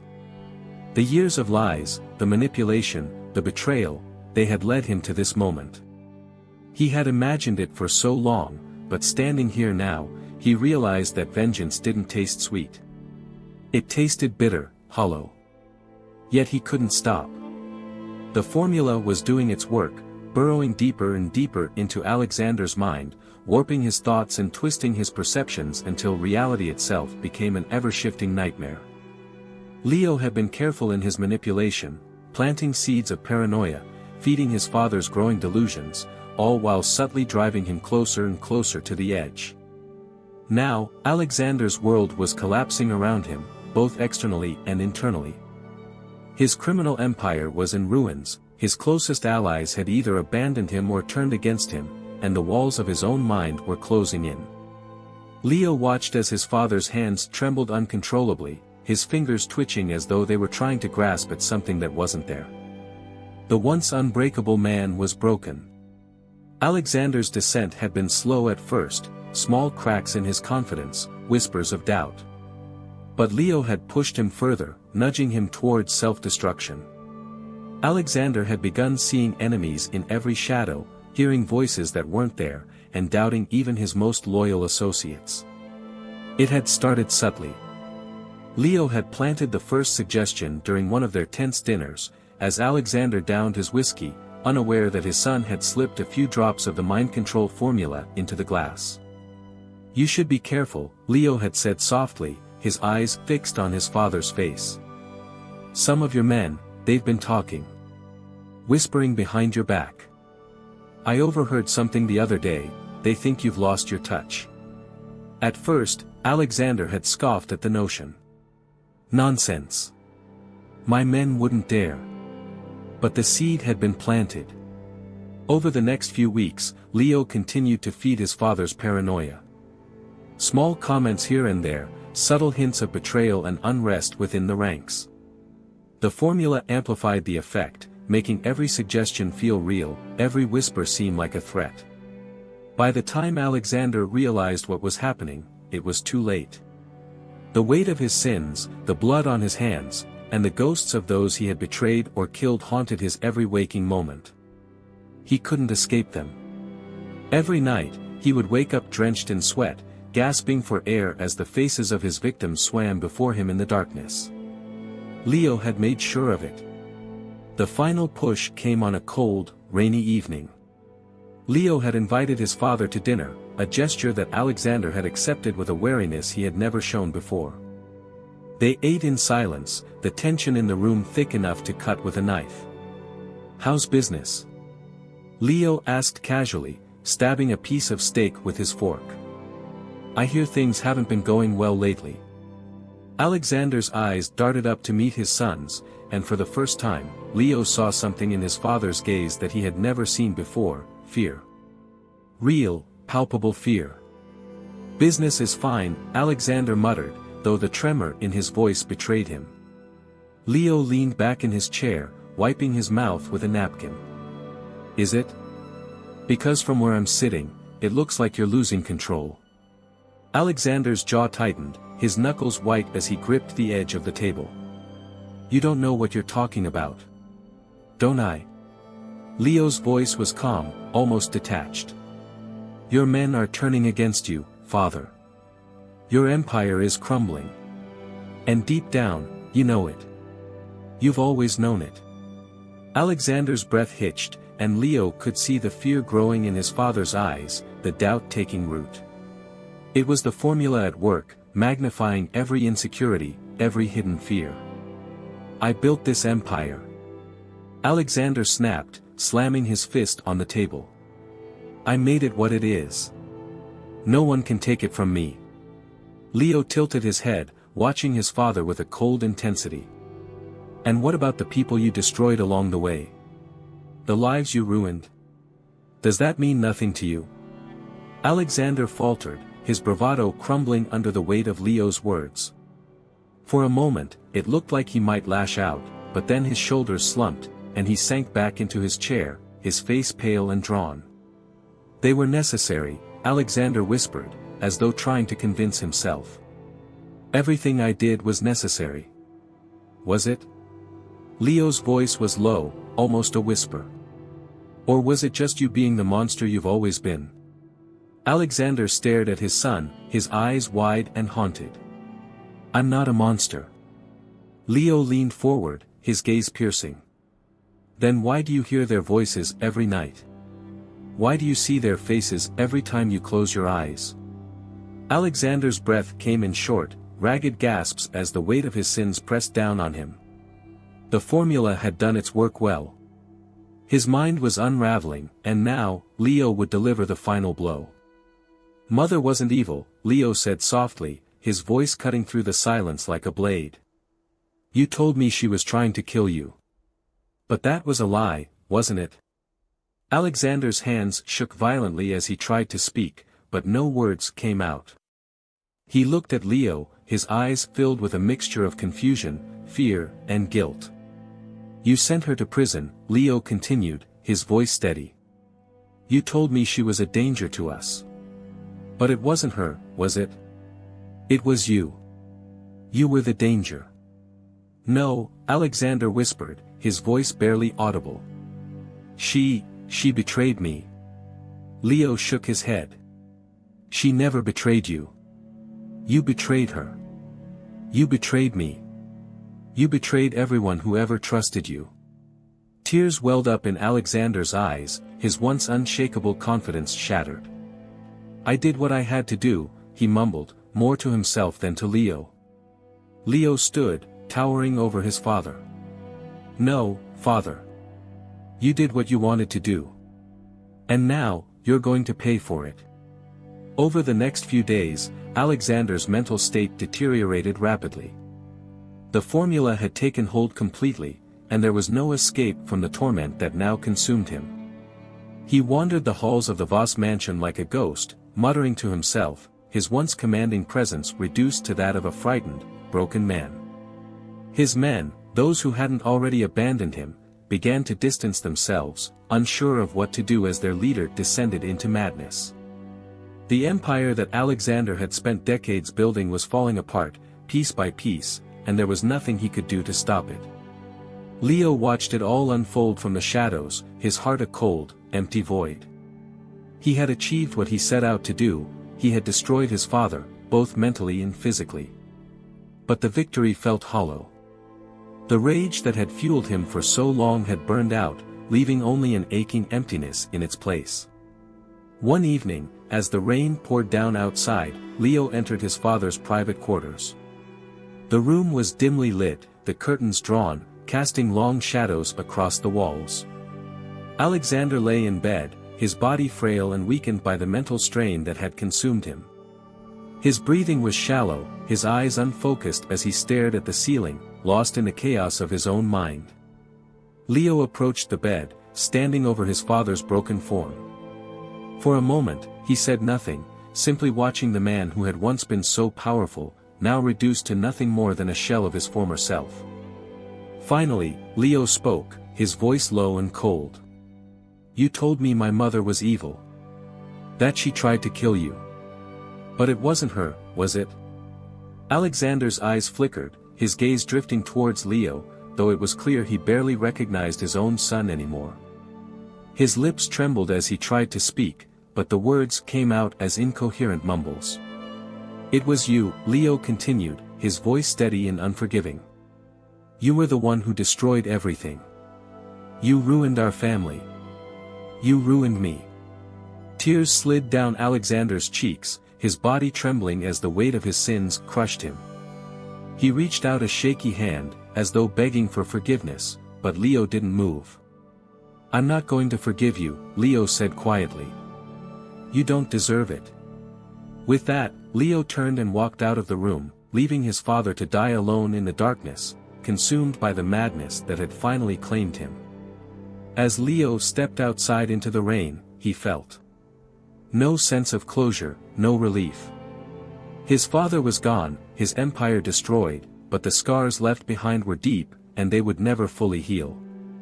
The formula had given him the power to destroy the man who had wronged him, but it had also taken something from Leo, something he could never get back. The rain continued to fall, washing away the remnants of Alexander Vasa's legacy, but for Leo, there would always be a part of him trapped in the darkness, haunted by the choices he had made.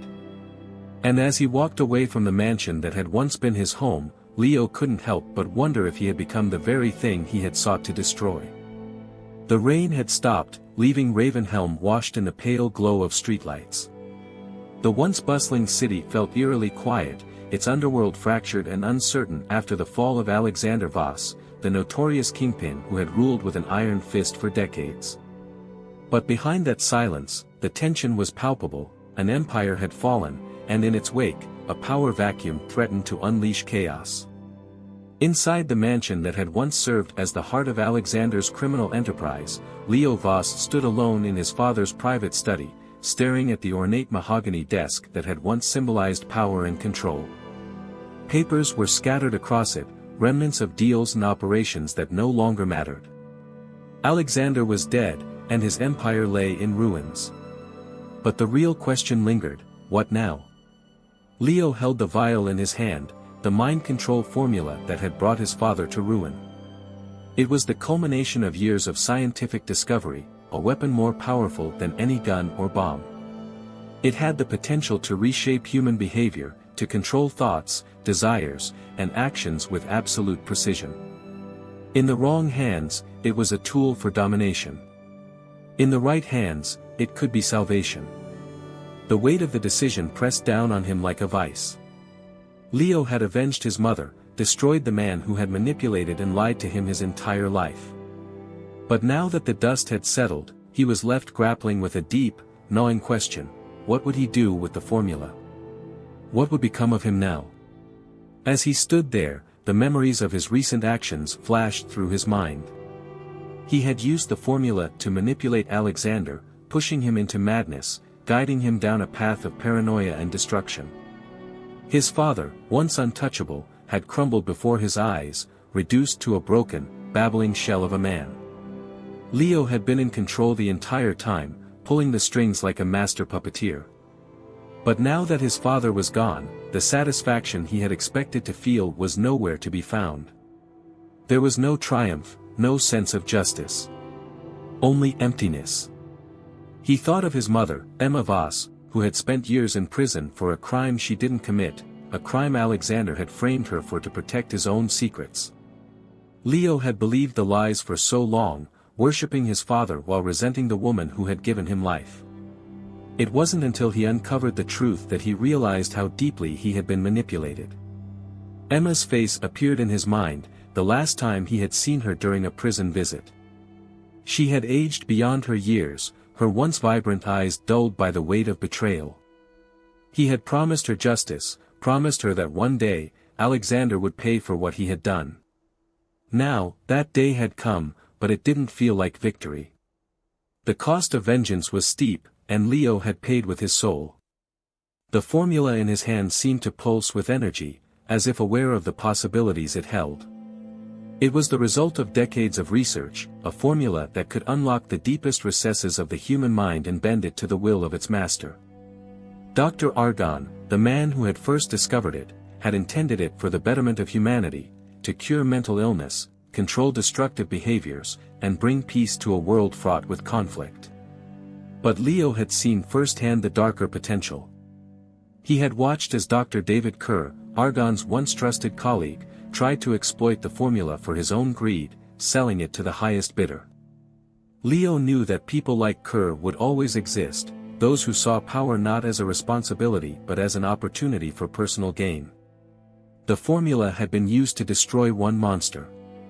Could it now be used to prevent the rise of others? He sank into the leather chair behind the desk, the weight of his decision bearing down on him. He had the power to change the world in his hands. He could reshape societies, steer entire nations towards peace, eradicate violence and addiction, and end suffering on a scale never before imagined. But at what cost? The ethical dilemma gnawed at him. Could he justify controlling people's minds, even for the greater good? Was it any different from the manipulation and deception his father had wielded over him for years? And if he started down that path, would he be any better than the man he had destroyed? A knock at the door interrupted his thoughts. Leo stiffened, his grip tightening on the vial. Few people would dare approach him now, especially in the wake of Alexander's death. "Come in," he called, his voice steady. The door creaked open, and Ethan Graves, his former mentor, stepped inside. Ethan was the man who had introduced Leo to the world of neuroscience, the man who had guided him through the labyrinth of ethical science and responsible discovery. But more than that, Ethan had been the one who had trusted Leo with the truth about the formula, the same truth that had driven Leo to uncover his father's lies. Ethan's eyes swept over the room, taking in the remnants of a fallen empire. His gaze settled on Leo, and for a moment, the two men simply stared at each other in silence. "It's over, isn't it?" Ethan finally asked, his voice low and tinged with sadness. Leo nodded, setting the vial down on the desk. "It's over." Ethan approached slowly, his expression unreadable. "And now you're left with the same choice I once faced." He gestured to the vial. "What will you do with it?" Leo sighed, rubbing his hands over his face. "I don't know. Part of me thinks it could change the world for the better. End violence, cure mental illness, bring peace where there's only chaos. And the other part?" Ethan prompted gently. "The other part knows it's too much power for any one person to hold," Leo admitted. "The temptation to control, to manipulate, it's dangerous. I've seen what it can do, and I've used it myself. I saw what it did to my father. I don't know if I'm any better than he was." Ethan sat in the chair across from Leo, folding his hands in his lap. Dr. Argonne believed the formula could be used for good, and in the right hands, it can be. But the line between using it for good and using it for control is razor thin. I've seen men justify horrific acts in the name of the greater good. Once you start down that path, it's hard to turn back. Leo looked at his mentor, searching his face for answers. "So what do I do? Destroy it?" Ethan paused, considering the question carefully. "That's one option. You could destroy it and ensure that no one ever uses it for harm. Or you could keep it, but use it sparingly, with caution. The world isn't black and white, Leo. Sometimes, it's about finding balance in the gray areas." Leo stared at the vial, his mind racing. If he destroyed it, he could walk away, free from the burden of power. But what if the world needed it? What if, in the right hands, it could save lives, prevent wars, heal the broken? And yet, he had seen what it had done to his father. He had felt the temptation to push further, to control more, to bend others to his will.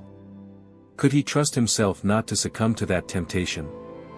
Hours passed as Leo sat in silence, the rain starting again outside, a rhythmic tapping against the window. Ethan had left him alone, knowing that this was a decision Leo had to make on his own.